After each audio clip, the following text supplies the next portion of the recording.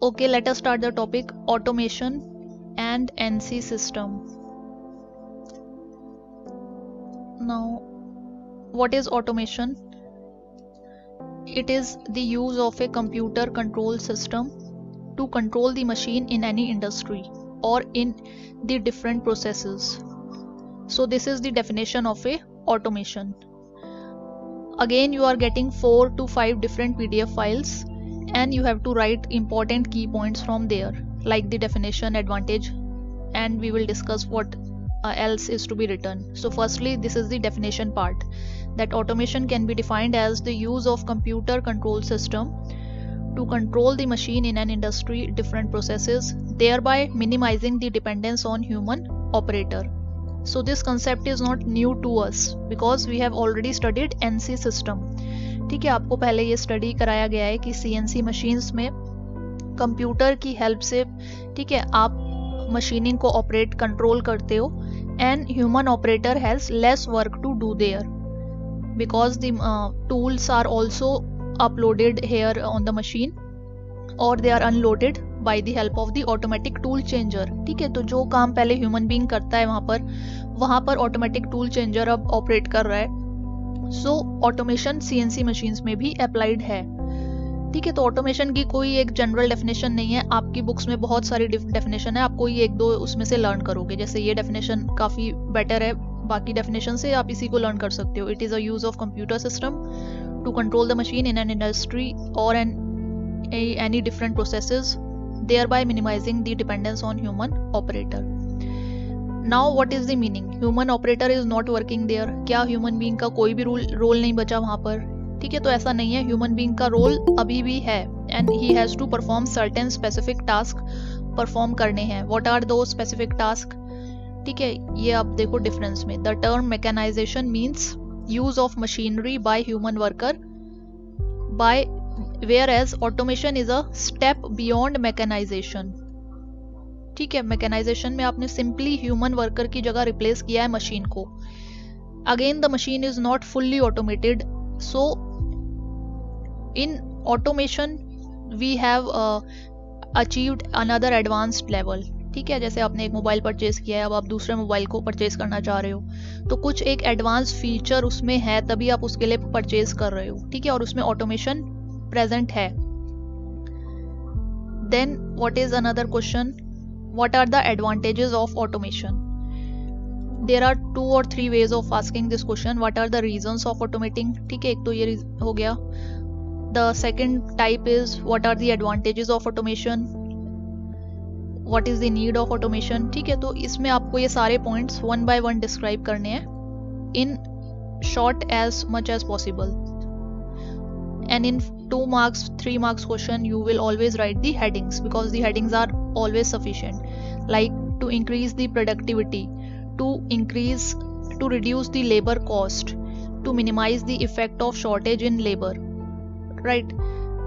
We will first take the automation part, then we will come to this automation, or you can take the reverse to understand what is productivity. The number of products which we are getting is more, production rate is more, so this is leading to productivity, high productivity is there. Then cost of the labor is reduced. Why the cost of the labor is reduced? ठीक है, because the number of operations performed by them is also less. The labor costs are also increasing day by day due to global competition, due to unions and industrialization. This has made implementation of automation. Now by automation the human labor is reduced and it is replaced to some extent. ठीक है, human being की जगह आपने बहुत places पर machines को replace कर दिया है. So obviously the cost involved in the training of the human worker or the labor is redundant. ठीक है, it is not used, so we are getting the less cost. तो एक particular point से आपको एक reason understand करना है. This is to minimize the effect of shortage in labor. Now what is the meaning of this? Understand it. Due to increase in industries, there is a shortage of technical skilled labor. We will zoom it first. To minimize the effects of shortage in labor, these industries are investing in latest automation technologies. because each and every industry is moving towards this automation, and that's why human labor is replaced by the machine or the robo. Then to reduce the manual task, this is also another important feature why we are shifting to automation. ठीक है, आपको automation की ज़रूरत क्यों है industry में, या अपने कॉमन डेली लाइफ में भी क्यों ज़रूरत है? Because it is reducing the manual task performed. Now we have to do the automated task. We have 3 types of machines which we are using, and there also automation is applied. ठीक है, एक example की help से हम समझ रहे हैं. Like the fully automatic machine is one type, then the semi automatic machine is there, then certain other machines are there, dishwashers are there to wash the utensils in the machine itself. ठीक है, तो वहाँ पर क्या help हो रहा है आपको कि एक ऑपरेशन जो आप कर रहे थे हैंड से, ठीक है, मैनुअली आप उसे ऑपरेट कर रहे थे, उसमें बहुत टाइम लगता है. ठीक है, और एक्यूरेसी रिजल्ट्स भी इतना फिजिबल नहीं है कि हर टाइम आपको एक जैसे एक्यूरेट रिजल्ट मिले. ठीक है, so what are you opting for? You are opting for the semi machines. ठीक है, अभी यहाँ नहीं है नोट्स में, आप we are just discussing an example randomly, आप एक डायग्राम से समझ सकते हो. ठीक है, नहीं बना रहे तो भी आपको ऑडिबल है लेक्चर. ठीक है, semi machine has two dryer part is there and the washing area is there. ठीक है, ये सभी के पास अवेलेबल है. तो इसमें 2 यूनिट्स अटैच हैं. This is the washing area, this is the dryer area. ठीक है, clothes to be washed are put here, then they are extracted here after drying. Then what is the meaning? That human being is getting a comfort level. ठीक है, आपके लिए comfortable है कि आप उसमें से इजीली क्लोथ्स वॉश कर पा रहे हो. ठीक है, और इसके बाद भी आपने उसमें फर्दर ऑटोमेशन अप्लाई की, then you have made 1 unit. ठीक है, अब आपने एक ही यूनिट की मशीन ले ली है, उसमें एक ही कंपार्टमेंट है. 1 यूनिट मीन्स 1 कंपार्टमेंट. ठीक है, and that is the dryer, that is the washing area. So that is a fully automatic machine in which automation is already there. Automation बहुत सिस्टम्स में अवेलेबल है, लाइक सेंसर्स अवेलेबल हैं उसमें. ठीक है, buttons जो हैं, डिस्प्ले जो है, LED display, what else is there. तो बहुत सारी ऑटोमेशन उसके अंदर अप्लाइड है पहले से. And what is the output? We are getting the dried, fully dried clothes from the output. We simply press the button, we simply put the clothes to be washed there, then we press the on button, then we set the timing and the type of the clothes, and as the output we are getting the final product. ठीक है, that is fully dried. We don't have to shift the clothes from one area to another. ठीक है, ऐसे आप जो यहाँ पर manually करते थे सेमी में. ठीक है, इसे सिंपली भी आप नहीं पुट करते. ठीक है, तो आपको फिर भी टाइम वेस्ट होता है यहाँ पे कहीं ना कहीं. 5 minutes, 20 minutes, 30 minutes, you are wasting your time in adjustments only. Here you are simply putting the clothes once and they are taken out. ठीक है, no time is wasted. The cycle time is there. ठीक है, और in that also वहाँ पर भी automation technologies, आप कोई सी भी मशीन लेने के लिए आप देखोगे, सर्च करोगे, ठीक है, तो आपको पता चल जाएगा कि अभी उसमें भी इतनी ऑटोमेशन चल रही है. साइकिल टाइम की ही वहाँ पर थोड़ी सी डिसएडवांटेज रहती थी कि 40 minute cycle is there, 50 minute cycle is there. ठीक है, तो वहाँ पे आपने क्या करा है, वहाँ पे साइकिल टाइम का ही एक बटन उन्होंने एक दे दिया है, आइकन. ठीक है, जिसमें आप 15 मिनट की फास्ट साइकिल रन कर सकते हो. सो दैट जो काम आप सेमी में कर रहे थे 5 मिनट 10 मिनट में, you are also doing here also. ठीक है, so automation is there and that is also increasing the level. Day by day उसमें टेक्नोलॉजी एडवांस हो रही है. That's why you are reducing the manual task. Similarly in automation, ठीक है, किसी भी ऑटोमेशन में, वो मशीन की फॉर्म में भी हो सकता है, वो कंप्यूटर्स की फॉर्म में भी हो सकता है, वो CNC में भी हो सकता है. तो ऑटोमेशन हर जगह है. अभी हम वही पढ़ रहे हैं कि आपको क्यों ज़रूरत है ऑटोमेशन को पढ़ने की. Because we want to reduce our manual task. हम नहीं करना चाह रहे इतना सारा काम, ठीक है, जो अनकंफर्टेबल है, ठीक है, जिससे इतना फटीग हो रहा है ह्यूमन को. सो that is being replaced by the automation. Then to improve the safety of the worker. ठीक है, safety of the worker means the robotics chapter was there. It had a description that when the robots are entering the hazardous area, they are not getting affected because they are provided with such material. But when the human beings will enter, they will always get damage. They will always get the effect from the harmful radiations or the chemicals present. ठीक है, that's why better है कि आप उसमें एक पहले से ही machine install करके उसमें रखोगे उस एरिया में. So with the implementation of automation, the interference by the worker in the manufacturing process reduces. This leads to increase in safety of the worker. ठीक है, hazardous and dangerous environments are avoided by the worker because the machines are installed there. Then to improve the quality of the product, ultimately आपको जो product quality मिलेगी that is uniform. ठीक है, one word is written here, uniform. So uniform quality means एक ही जैसा quality का product आपको बार बार मिलेगा, and that is accurate. So there is reduction in the scrap material. Scrap CNC machine में हमने पढ़ा था, जो भी वेस्ट मटेरियल है वो कम से कम प्रोड्यूस हो रहा है, डिफेक्टिव प्रोडक्ट्स कम प्रोड्यूस हो रहे हैं. So obviously the quality of the product is increased. So certain more points are there, you will add it on. Now we are shifting to next topic, elements of automation. What are the elements of automation? Then there are certain disadvantages of automation. So these are the advantages written in short: high production volume, increase in productivity, efficient use of materials, increase in product quality. These are the headings only. Already we have seen. Okay, still you can add certain points from here, because you have to add the variety in the advantages parts rather than the description part. ठीक है, जब भी कोई advantages का question है आपको variety of advantages वहाँ लिखनी है, rather कि आप एक ही advantage को लिख के, दो ही advantage को लिख के उसे दो पेज describe कर रहे हो, that is not sufficient. So you have to write the variety. It is improving the worker safety, standardization of product is there, inspection cost, right? Whichever is feasible, you will take those 5 to 7 points in your notes copy. Then this is the example which I was discussing with you. Reduction in prices of household items.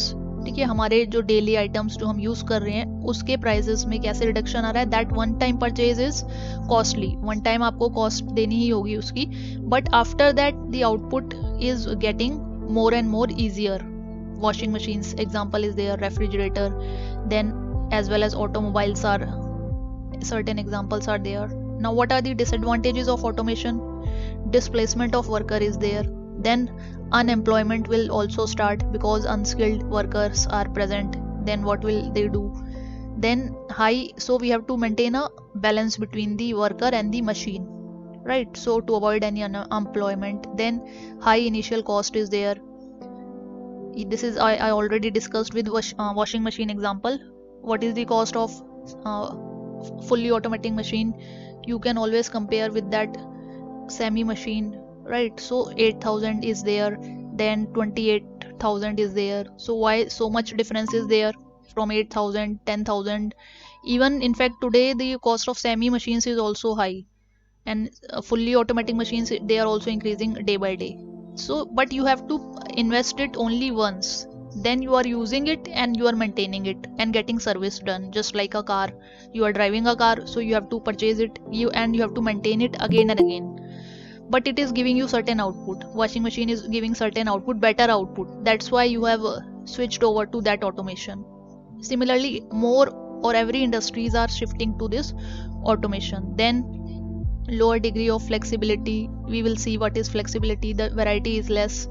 Then the maintenance is high, right? Because only the technical person can repair it. जो आपके पास machines हैं, fully automatic machines हैं, ठीक है, कोई technical person ही उसे repair कर सकता है. So these are the disadvantages. Okay, अभी आ रही है, ठीक है.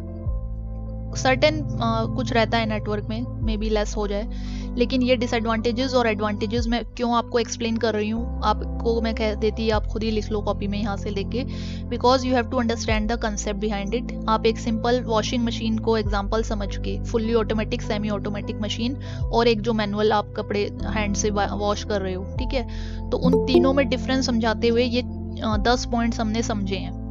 ठीक है, आपके पास फुल्ली ऑटोमेटिक मशीन है, आप खुद उसमें अप्लाई करके देखो ये वाला कंसेप्ट एप्लीकेबल है कि नहीं. Higher skill for maintenance needed, ठीक है, that is applicable. Now that will be applicable in all the CNC machines also. Then that will be applicable in all other automation areas also. Then high wages for skilled manpower, because you are giving training to the CNC operator. ठीक है, जो भी CNC worker operate कर रहा है CNC machine को, that is getting training of 6 months, 5 months, whatever. Then after training they are getting revision also. तो अब वो ऑब्वियसली उसकी हाई कॉस्ट आएगी, बट एक सर्टेन टाइम के बाद आएगी. Then high cost of maintenance is there. You are buying a fully automatic machine, so you have to pay for it once after 6 months or 3 months when it requires repair. ठीक है, जब repair की ज़रूरत होगी तभी आप उसको repair कराओगे, सर्विस कराओगे. अननेसेसरली उसको आप ऑपरेट नहीं करते रहोगे कि maintenance cost is high, but it is giving you better output also, better accuracy also. ठीक है, it is giving you comfortable level also, it is decreasing your fatigue also, so you will always purchase that. Then after 6 months, ठीक है, या 8 months, जब भी आपको requirement feel हो रही है, उसमें कुछ एरर्स आ रही हैं, then you will go for its maintenance और service. So that's you have to choose, either we have to buy that machine, washing machine, or not. Similarly, the companies will decide, the operators, the HR team will decide whether we have to install 5 machines. ठीक है, किसी area में आपको 5 machine install करनी है या 10 machine install करनी है, या सिर्फ एक ही मशीन की रिक्वायरमेंट थी और आपने 3 बाकी ऐसे ही इंस्टॉल कर दी है. Then it is waste of cost. ठीक है, तो ये सारी प्री प्लानिंग है या प्रायर प्लान करके ही आप एक इंडस्ट्री सेटअप करोगे. अभी नेक्स्ट टॉपिक में मैं आपको पढ़ाऊंगी computer aided design, computer aided manufacturing, और मोर और लेस एफएमएस में आप उसे समझ चुके हो पूरा डिटेल में. नहीं भी सुना है आपने लेक्चर तो आप उसे बाद में समझ सकते हो, जो रिटर्न नोट्स हैं उसको रीड करके. Then let us go to the next topic. There are a number of disadvantages. What are the components? So you have discussed 4 questions, 2 marks define automation, then 4 marks what are the advantages of automation, then again a 4 mark question what are the disadvantages of automation. All were very easy. Now what is the main elements, or what are the main components of a automation machine? First is this is the topic, elements of an automation. So first is the power source, then programming, then feedback control. In any type of machine, ठीक है, यहाँ पर हमने कोई general word use नहीं किया, whether it is a CNC machine, ठीक है, यहाँ पे कुछ भी नहीं लिखा है. आप एलिमेंट्स पढ़ रहे हो ऑटोमेशन की, तो what do you mean by elements of automation? Wherever automation is applied, जिस मशीन पर अप्लाइड है ऑटोमेशन, ठीक है, तो वहाँ पर आप कितने एलिमेंट्स देखते हो, मोर और लेस कितने नंबर सेम रहते हैं, तो वो 3 नंबर तो रहेंगे ही. ठीक है, पावर सोर्स रहेगा, प्रोग्रामिंग पार्ट रहेगा, फीडबैक कंट्रोल होगा एक. अब वो कोई भी मशीन हो सकती है, जैसे कि और रोबोटिक्स आपने पढ़ा है, ठीक है, तो उसमें क्या मैंने आपको स्टडी करवाया था, पूरा प्रोग्रामिंग तो नहीं कराया. So still programming is present there, robotic programming is there, feedback close loop robot में होता है. ठीक है, पावर सोर्स होगा to give the initial supply. Then we have discuss the types of robo. तो हमने एक ऑटोमेटिक रोबोट वाला चैप्टर पूरा स्टडी कर लिया है और उसमें ये तीनों कंसेप्ट अप्लाई कर रहे हैं. वो 3 बेसिक एलिमेंट्स थे. CNC मशीन्स को भी आपने पढ़ा है डिटेल में. ठीक है, तो आपने क्या उसमें समझा है कि उसमें सबसे पहले एक पावर सोर्स इनिशियल, ठीक है, जो जहाँ पर लिखा था आपने कि मोटर इज दी सप्लाई. ठीक है, सर्वो मोटर है या स्टेपर मोटर है, ओपन लूप सिस्टम में या क्लोज लूप सिस्टम में. ठीक है, तो वो power source is there to drive the spindle, lead screw को ड्राइव करने के लिए वो सबसे ज़्यादा ज़रूरी है. Then what other element is there. ठीक है, हमेशा आप एक कनेक्शन समझोगे इस टॉपिक में, CNC में और ऑटोमेशन में. ठीक है, जो पहले से पढ़ चुके हो. ठीक है, लेड स्क्रू था यहाँ पर एक, और उस पर वर्क टेबल थी, तो आपने लेड स्क्रू को मोशन दिया था, तो work table also started moving. So without the power source nothing, no motion will start. तो बिगनिंग ही नहीं होगी किसी ऑपरेशन के स्टार्ट होने की. Then what was there in CNC में और क्या था, प्रोग्रामिंग पार्ट वाज देयर. ये हमने पूरा डिटेल में स्टडी किया है, what is part programming and what are the type of part programs जो हम परफॉर्म कर सकते हैं. ठीक है, CNC मशीन पे लेथ पे टर्निंग कर रहे हैं कभी, देन कभी सर्कुलर इंटरपोलेशन परफॉर्म कर रहे हैं, तो ये प्रोग्रामिंग पार्ट भी वहाँ पर प्रेजेंट है. और क्या फीडबैक कंट्रोल प्रेजेंट है, वो है, लेकिन किसमें, सिर्फ क्लोज लूप कंट्रोल सिस्टम में ही प्रेजेंट है. और feedback device is there and it is giving output feedback and it is then compared कि आपने जो रिक्वायर्ड वैल्यू है, ठीक है, वो अचीव करी है या नहीं करी है. सिमिलरली ये 3 एलिमेंट्स आप जहां भी ऑटोमेशन को डिस्क्राइब कर रहे हो वो रहेंगे ही रहेंगे. It is a short question, simply define them, what are the elements. और इस बुक में अच्छे अवेलेबल हैं, तो हमने यहाँ से ये नोट्स लिया हुआ है. ठीक है, आपकी बुक्स में भी ये पॉइंट स्किप कर दिया तो हमने वहाँ से डिस्कस नहीं किया. ठीक है, लेकिन अब आप इसका मीनिंग समझ गए, ये कौन से ऑटोमेशन की बात कर रहे हैं. एनी ऑटोमेशन, एक एग्जांपल सीएनसी का मैंने यहाँ डिटेल में समझाया है, दूसरा एग्जांपल समझाया है रोबोटिक्स का, ठीक है। तीसरा एग्जांपल आप प्रोग्रामिंग उसमें भी देख सकते हो, वॉशिंग मशीन में, ठीक है।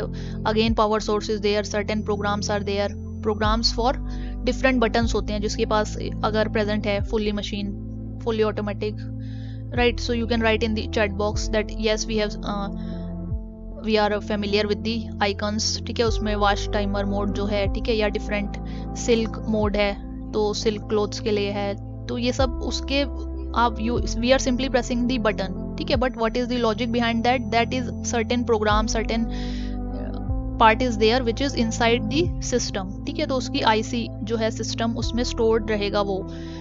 We are simply pressing the data, we are simply pressing the button and the data is processed inside the machine. Chip part जो होगा वहां पर वो डिजिटल पार्ट में प्रोसेसिंग होगी एंड वॉशिंग एरिया में वॉशिंग होगी। सो सिंपल एलिमेंट्स हैं, इसमें कोई नई टर्मिनोलॉजी नहीं है, यही लॉजिक है इसका समझाने का, राइट।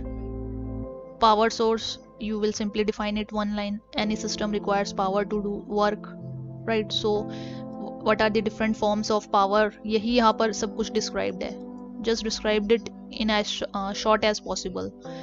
CNC का एग्जाम्पल आपने बहुत अच्छे से पढ़ा हुआ है, वो भी आप एक्सप्लेन कर सकते हो, आपको ये वाला नहीं करना है तो। Then feedback control is there, sensor is there, analyser, actuator, drives, ये सब आपने रोबोटिक्स में भी डिटेल में देखे थे, ठीक है। We are not repeating that.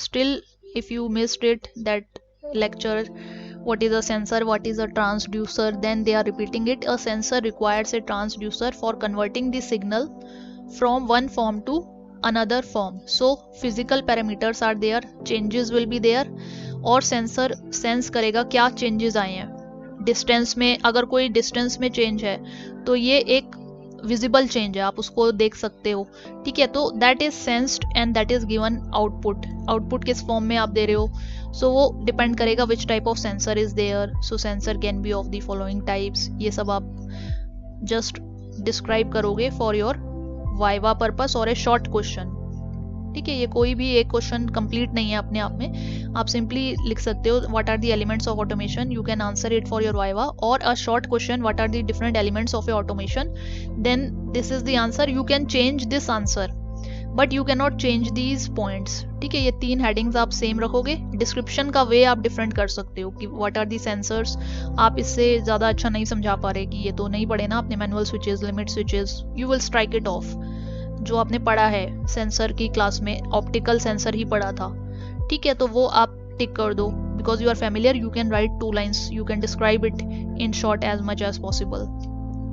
Then what are the another parts, analyser, actuator, again ये सब रिपीटिशन है, उसी चैप्टर का रिपीटिशन है। एलवीडीटी जो चैप्टर आपने पढ़ा है तो ये हम रिपीट नहीं कर रहे। एक्चुएटर क्या होता है, अभी सर्वो मोटर क्या होती है, ठीक है, यू आर ऑलरेडी फेमिलियर, जो आप उसमें पढ़ के आए हो, ठीक है। नहीं भी पढ़ा है तो एक दोबारा से आप इस डायग्राम की हेल्प से रिवाइज कर सकते हो, okay.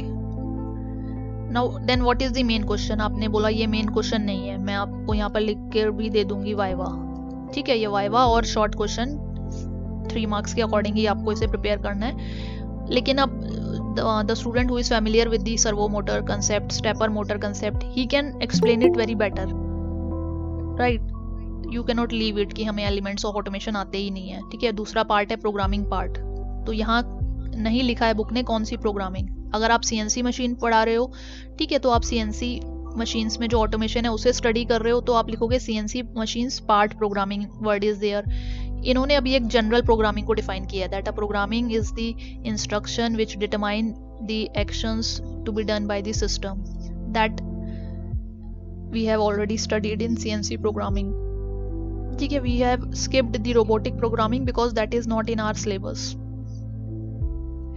Now what is the another important question, what are the types of automation? Now this is important, you cannot leave any such type. 3 types are there and you cannot leave any one type. So we will strike off the notes here, you can go through it but we will take it from another book. What is that? ये फिर हमने क्यों रखा है, ये सिर्फ इसलिए रखा है because another names are there like hard automation and soft automation, ठीक है, तो जब मैं डिस्क्राइब करूंगी आगे मैं आपको बता दूंगी what is hard automation, what is soft automation. Meanwhile आपने नेक्स्ट पेज स्क्रॉल करोगे, ठीक है, तो आपको ये पॉइंट्स मिल जाएंगे, advantages, disadvantages. Now this is the unit 1 notes given in which different types of automation is there. ठीक है, ये आपका एक इंपॉर्टेंट क्वेश्चन है। यहाँ पे हम अभी लिख नहीं रहे, you will simply write what are the important, or I will write in the Google Classroom notes what are the different types of automation systems. It is already written there. ठीक है, अभी हम इसे स्कैन कर रहे हैं, बस highlight कर दिया है। Types of automation system with examples आपको इसे डिस्क्राइब करना है। Any one type can be asked in detail, then you are bound to write the advantage and disadvantage of that type. If all the types are asked then you can describe it in this form, 3 points and 1 paragraph for description. So what do you mean by automation that is clear to you? Use of computer system for particular operations, for industrial operations. And now what is fixed automation? This is the definition. Fixed automation से आप क्या meaning clear कर रहे हो?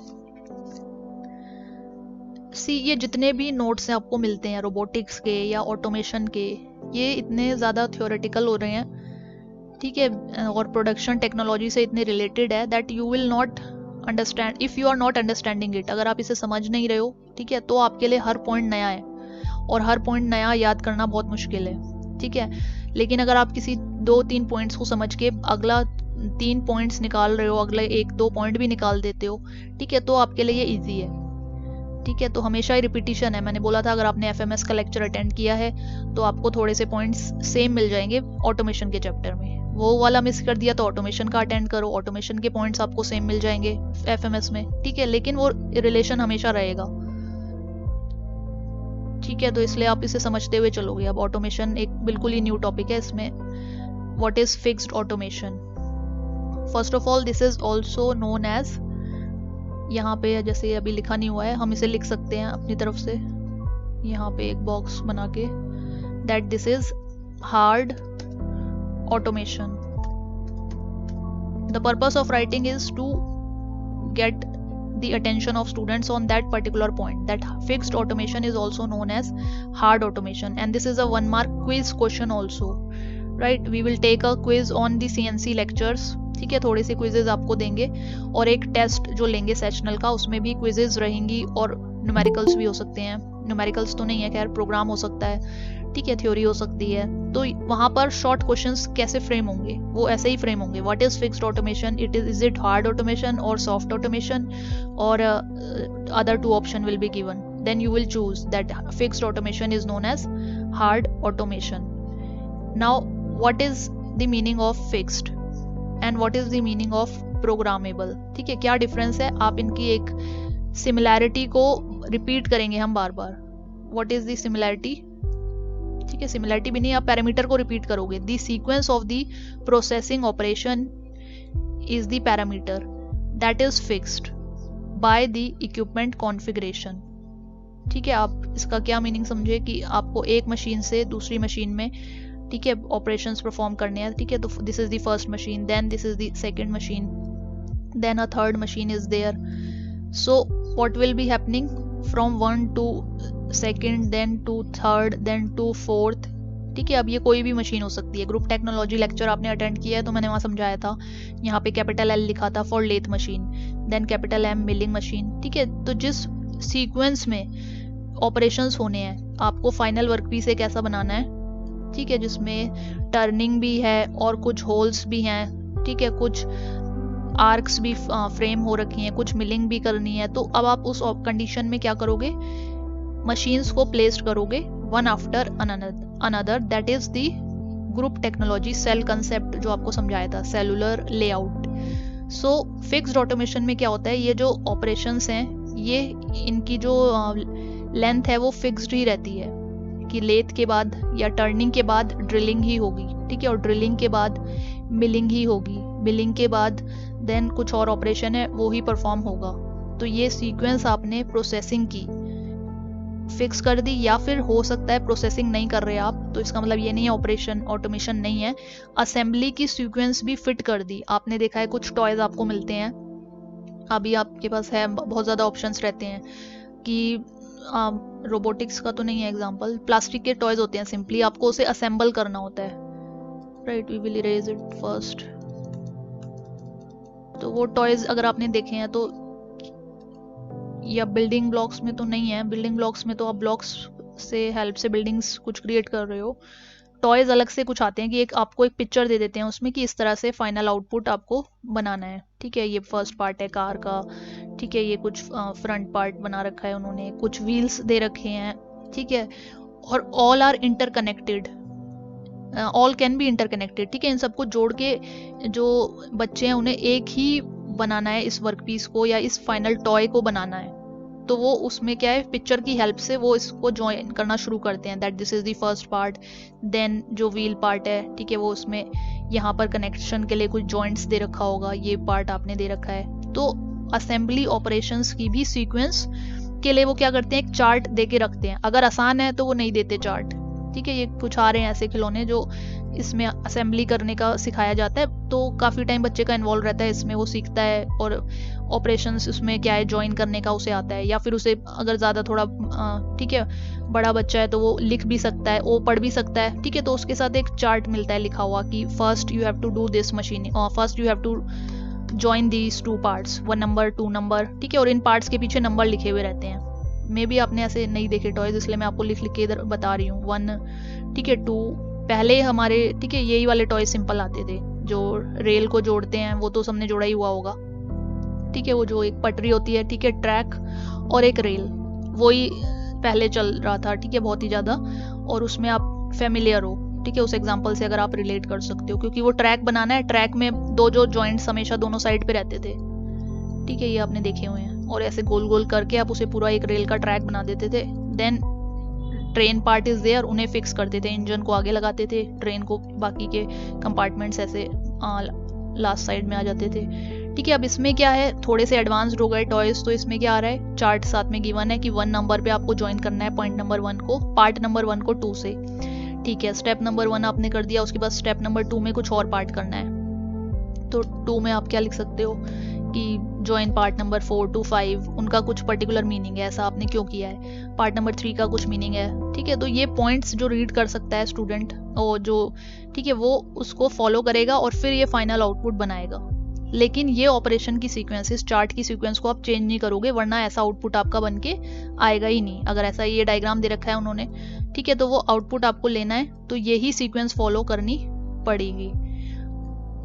तो ये आपको क्या करना है, और सिंपली आपने कुछ नहीं तो कार्डबोर्ड के जिक्सॉ पजल्स आजकल बहुत सारी आ रही हैं, ठीक है, 150 रुपीज़ में, या सिंपल 150 रुपीज़ की आती हैं। उसमें देखो बैक साइड पे नंबर लिखे रहते हैं 1 2 3 4, और सब स्टूडेंट्स को या किड्स को उसको ज्वाइन करना है। Then you are again doing the assembly operation, तो आप उसमें कर रहे हो, लेकिन the sequence of the operation is fixed, ठीक है। आपको 1 को 2 से ज्वाइन करना है तो 1 को 2 से ही हर बार करना है, तब तो जाके आपको वो शेप मिलेगी। वहां पे किसी में कैसल बनी होती है, ठीक है, ऐसे महल की शेप बनी होती है यहाँ पर, ठीक है, ये ग्राउंड होता है, ये ओपन एरिया होता है।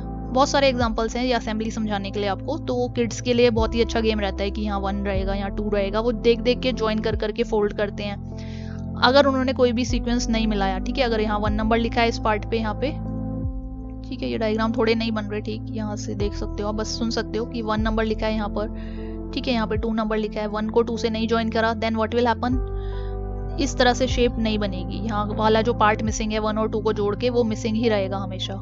So in fixed automation the operation और the sequence of the processing और assembly operations is fixed by the equipment configuration.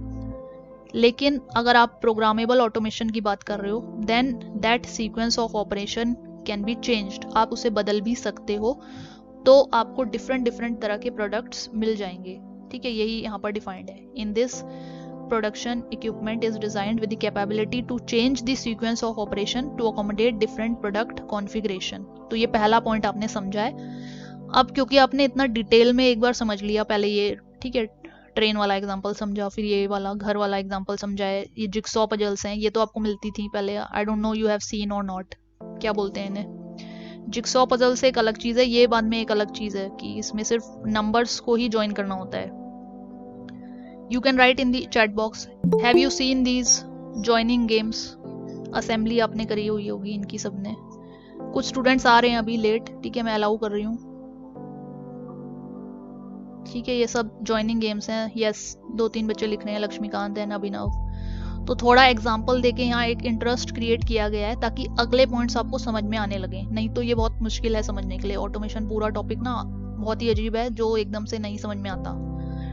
तो कहीं ना कहीं जो चीज़ आपने समझी हुई है पहले, कहीं देखी हुई है, ठीक है, ये वाले देखे हुए हैं हमने और खेले हुए हैं गेम्स ये वाले, तो अब हमें एक एक बात समझ में आएगी इसकी। मैंने आपको बता दिया, ठीक है, जैसे इसमें चार्ट पे लिखा रहेगा, ये आई डोंट नो अब ऐसा मिल रहा है कि नहीं, पहले बहुत मिल रहा था ये प्रोडक्ट्स, ठीक है, कि एक कैसल की शेप बनानी है और उसमें आपके पास ऑप्शन है, रेक्टेंगुलर सी 4 शीट रहती हैं।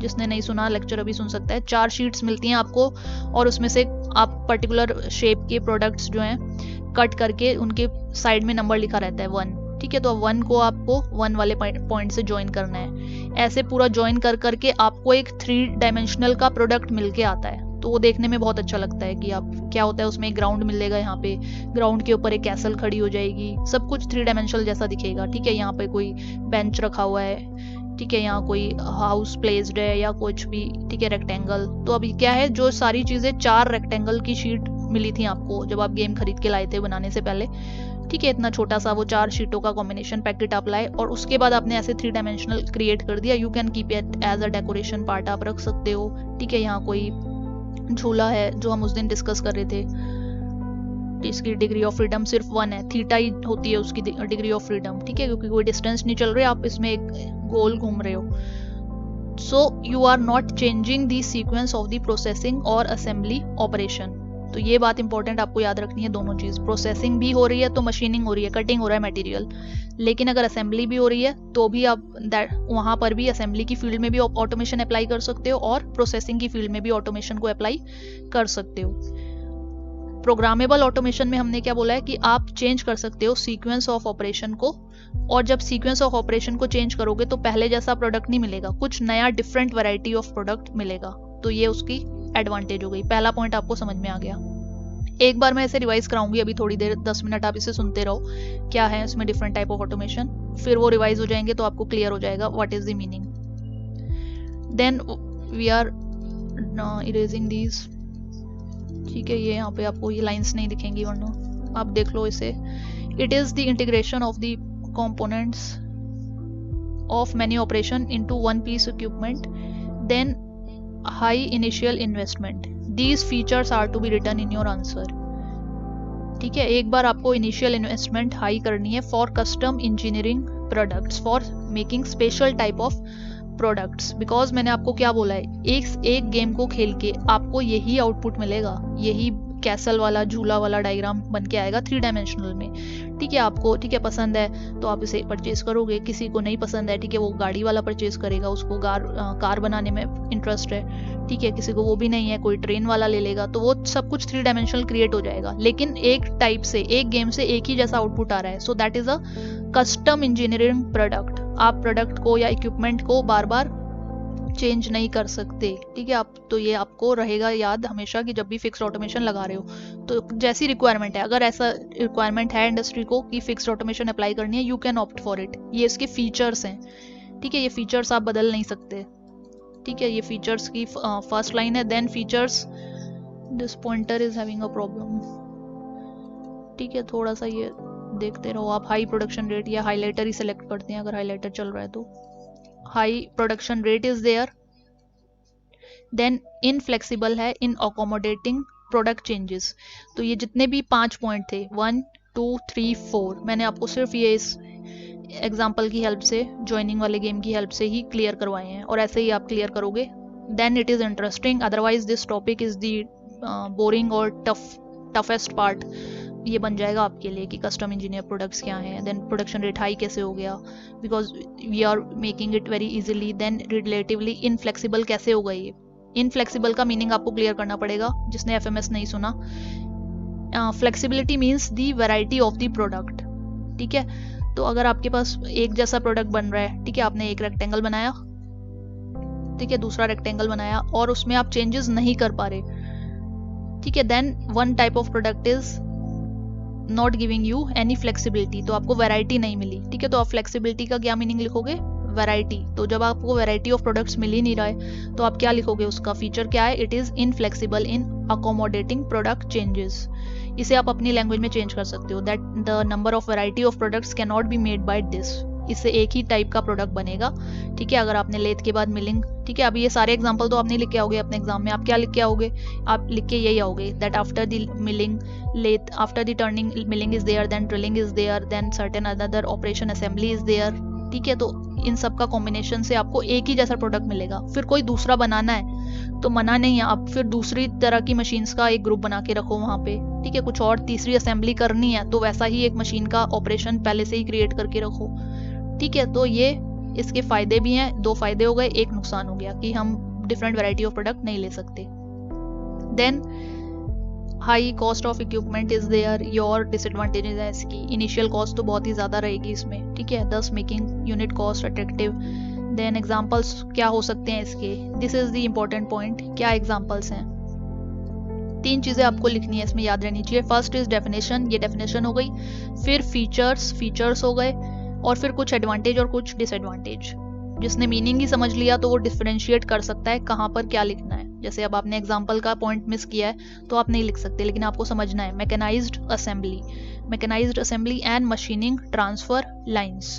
ट्रांसफर लाइंस उस दिन मैंने एफएमएस में पढ़ा दी हैं, जिस बच्चे ने अटेंड नहीं किया है, ठीक है, that the part is being transferred from one work station to another work station, ठीक है, एक वर्क स्टेशन से वो दूसरे वर्क स्टेशन पे ट्रांसफर हो रहा है, and processing is done. So work station number 1 is feeding the work piece, या it is giving the work piece to work station number 2, ठीक है। तो वो कैसे जा रहा है, 2 तरीके होते हैं, या तो ह्यूमन बीइंग जाए, ठीक है, चलकर जाएंगे और मशीन के पास जाके आप उसको ट्रांसफर करके आओ। दूसरा तरीका वो फिर ऑटोमेशन क्या रह गई, अगर हम ही को बार बार खड़े होके, ठीक है, हम सीट से उठ रहे हैं, चेयर से उठ के जा रहे हैं, कंप्यूटर का काम छोड़ के, फिर मशीन के एक वर्क स्टेशन के एक वर्क पीस को उठा के दूसरे वर्क स्टेशन पे रखेंगे, then there is no use of automation. तो हमने क्या करना है, ऑटोमेटिक ट्रांसफर लाइंस उसमें रखनी है, जो मैंने आपको बताया था, MHS material handling system. So primary material handling system आपने उसमें फिट कर दिया है। So that will take the work piece from the work station number 1 and keep it to the work station number 2। तो ये एक सर्टेन एग्जांपल हो गया है फिक्स्ड ऑटोमेशन का। और जो उन मशीनिंग की डेजिग्नेशन है, या डेजिग्नेशन नहीं, उनका जो कॉन्फ़िगरेशन है या सीक्वेंस है वो पहले से फिक्स्ड है, वो आप चेंज नहीं कर सकते, तभी इसका नाम क्या है, फिक्स्ड ऑटोमेशन है, ठीक है। तो इस टॉपिक को मैंने थोड़ा एफएमएस से भी रिलेट कर दिया, क्योंकि ये वर्ड आपके लिए अब फेमिलियर है बिल्कुल, ट्रांसफर लाइंस होती क्या है, ठीक है। नहीं भी था तो मैंने रिवाइज करा दिया, primary MHS primary material handling system. Then programmable automation के भी आप सेम फीचर लिखोगे, ठीक है। अब इसमें क्या है, सीक्वेंस ऑफ ऑपरेशन डिफरेंट हो सकती हैं, और डिफरेंट हो सकती हैं तो आपको again, so it is a set of the instruction coded so that the system can read and interpret, ठीक है। New programs can be prepared and entered into the equipment to produce new products. These are the features. What are the features? High investment in general purpose equipment. अब यहाँ पे equipment का name change हो गया है, the name is general purpose. Then low production rate is there. Flexibility is high because we are getting a variety of products out of this, more suitable for batch type of production, ठीक है। further advantages आप इसमें से add करोगे, further features. Right now I am moving to the next type, ठीक है। certain more points are written that the physical setup of the machine must be changed over, tools must be loaded, the changeover procedure takes time, then ये सब से आप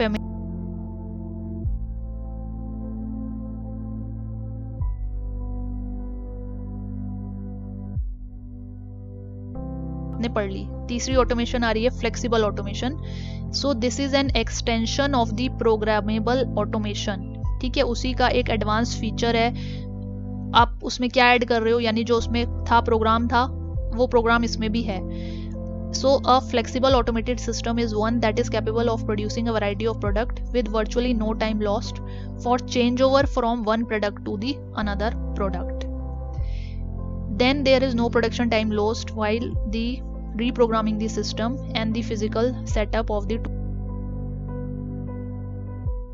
automation की, programmable automation की क्या disadvantage रहेगी कि आपको जो physical setup of the machine, tools change करने का टाइम या टूल्स लोड करने का टाइम जो है वो हमेशा ज़्यादा रहेगा, and this change over procedure takes time, ठीक है। और आप आप जो भी रीप्रोग्रामिंग कर रहे हो, then that's will take certain time.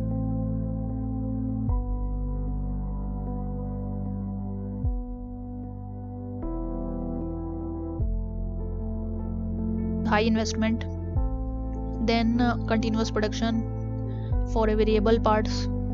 Different types of products can be made. Medium production rate, flexibility means variety of product.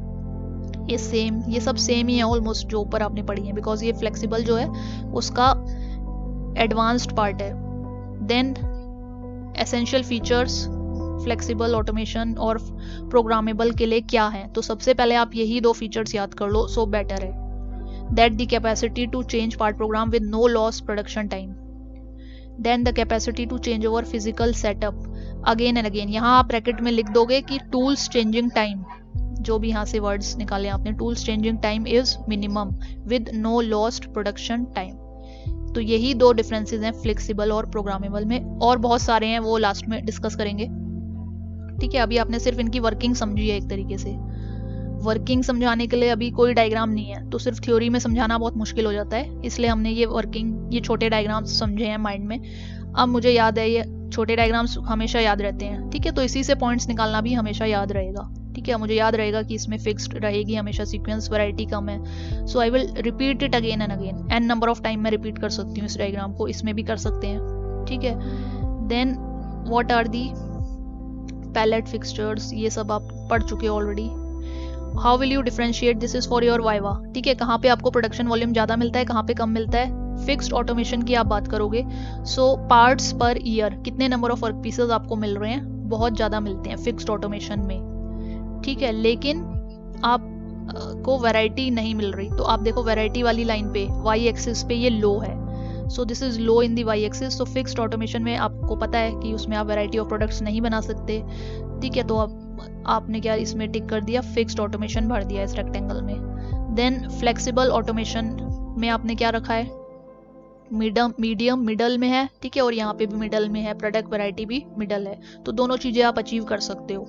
ठीक है, नंबर ऑफ प्रोडक्ट्स भी थोड़े से अचीव कर ली और थोड़ा सा वैरायटी अचीव कर ली. प्रोग्रामेबल ऑटोमेशन में आप एक चीज़ सबसे ज़्यादा हाई क्या है, वैरायटी, लेकिन सबसे ज़्यादा लो चीज़ क्या है, प्रोडक्ट वॉल्यूम. तो हर चीज़ की अपनी एडवांटेज और डिसएडवांटेज है. कंपनी को ये देखना है कि उसके लिए क्या एप्लीकेशन रिक्वायर्ड है, क्यों कंपनी उसको लगानी है, क्यों कौन सी मशीन उसे करनी है. ठीक है, तो वो कौन सी ऑटोमेशन अप्लाई करना चाह रहे हैं. ठीक है, वो उसके हिसाब से उसे सेलेक्ट करेंगे कि उन्हें आउटपुट कैसा चाहिए, क्योंकि अल्टीमेटली आउटपुट ही आएगा. प्रोडक्ट सी आपको चाहिए, वैरायटी चाहिए या आउटपुट चाहिए. ठीक है, तो अगर कंपनी के पास ऐसा टेंडर है कि उसको तो आउटपुट से आउटपुट इतने ज़्यादा चाहिए, ठीक है, कि उसे चेंज ही नहीं करना किसी चीज़ को, तो फिर वो क्यों लगाएगा प्रोग्रामेबल ऑटोमेशन में, पैसे वेस्ट क्यों करोगे. आप सीधा फिक्स्ड ऑटोमेशन करोगे. फिक्स्ड ऑटोमेशन से आपको पता है आंसर क्या आएगा, parts per year are very high. ठीक है, तो उस तरह का सेटअप बनाया जाएगा. प्रोग्रामेबल ऑटोमेशन करनी है, बहुत तरीके के, बहुत वैरायटी के प्रोडक्ट्स चाहिए कंपनी को. ठीक है, तो प्रोग्रामेबल ऑटोमेशन लगाओगे, because the output variety is very high. हो सकता है नंबर कम हो, लेकिन वैरायटी चाहिए. अगर आपको कोटेशन ऐसा मिल गया, टेंडर ऐसा मिल गया, यही 50 वर्क पीस बना के दो हमें, और हर वर्क पीस में थोड़ी बहुत सिमिलैरिटीज हैं लेकिन और बहुत वैरायटी भी है, तो आप क्या करोगे, एक प्रोग्राम बनाओगे और उसे बार बार एडिट करोगे, या 10 प्रोग्राम बनाओगे, 10 प्रोग्राम की बार बार एडिटिंग करके थोड़े थोड़े चेंज करके बनाते रहो. तो आपने क्या करा, आउटपुट तो आपको वही मिला 10, 50, 40 वर्क पीस का, लेकिन वो बहुत अच्छा आउटपुट और बहुत अच्छी वैरायटी आपको मिल गई. Then the customer is satisfied. जिसने ऑर्डर दिया था उसने एक्सेप्ट कर लिया. तो आप ये नहीं कह सकते कि हम हमेशा ही फिक्स्ड ऑटोमेशन फॉलो करेंगे because fixed is the best. No, you can not say programmable ही करोगे हमेशा. नो, आप देखोगे क्या एप्लीकेशन है और उसके लिए ही आप इसे यूज करोगे. So this diagram is for viva and for objective type question. आप प्योर वाइवा इसे नहीं कह सकते कि सिर्फ वाइवा में पूछोगे मतलब हम इसे स्ट्राइक ऑफ कर दें, नहीं कर सकते, क्योंकि ये ऑब्जेक्टिव टाइप का क्वेश्चन है. What is programmable automation variety, is it high और इज इट लो. तो आप जिसने पढ़ा है ये सब कंसेप्ट वो आंसर कर देगा 1 मिनट में, या ये डायग्राम ही देखा है तो भी वो आंसर कर सकता था कि हाँ ये तो हाई है प्रोग्रामेबल में. Okay, so again you can not leave this diagram. तो ये अलग वर्ड फाइल से आपको अपलोड हो रखा है, ये आप छोड़ दोगे. USA principle, understand, simplify, assemble. ठीक है, ये थोड़ा सा इसी में आ गया था. Then what are the application, this is the fast. ठीक है, we will take it fast.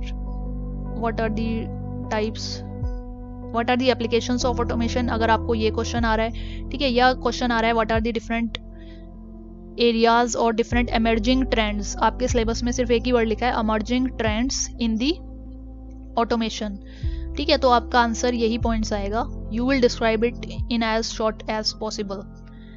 Right now we will take the heading parts first, then we will see what time is left, we will go for the description part. Automated production lines, ठीक है, automated production lines में automation apply हो रही है या नहीं हो रही है, you will answer it yes right in the chat box. इस advantages को पहले clear कर लेते हैं. ये advantages नहीं है, ये क्या है, applications और emerging trends. You will simply write in the chat box automated production lines. Automation इसमें अप्लाइड है या नहीं, ठीक है, येस और नो, आप सिंपली इतना ही लिखोगे. Yes, anybody can answer. Automatic production line, question आपको क्लियर नहीं हुआ है क्योंकि कोई नहीं लिख रहा. ऑटोमेटिक या ऑटोमेटेड प्रोडक्शन लाइंस में ऑटोमेशन अप्लाइड है या नहीं है, ठीक है, अगर है अप्लाइड तो आप लिखोगे येस, अदरवाइज आप लिखोगे नो. अच्छा, आंसर लिख दिए थे मेरे को, बाद में दिखते हैं. ये कुछ है, इसमें डिले है गूगल मीट में ना, जो आप आंसर लिखते हो 1 मिनट बाद दिखता है हमेशा, ठीक है. So yes, Gaurav is writing yes, Jitendra is writing yes, Ankush, Avinash, ठीक है. तो ये 4 स्टूडेंट्स तो कंसेप्ट को समझ ही गए हैं.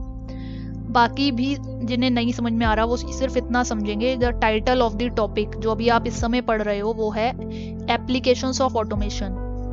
हमेशा आपको यही वर्ड नहीं लिखा जाएगा एप्लीकेशन ऑफ ऑटोमेशन क्या होती है, तब तो सबको समझ में ही आ रहा है एप्लीकेशन क्या होती है, ठीक है. लेकिन आपके ये टर्म्स इंग्लिश की बदल देंगे और पूछेंगे what are the emerging trends of automation, ठीक है. तो अगर उन्होंने लिख दिया इमर्जिंग ट्रेंड्स, ठीक है, अब ये चल रहा है बॉक्स, देखो इसमें इमर्जिंग ट्रेंड्स आपको लिखा हुआ मिलेगा स्क्रीन पे.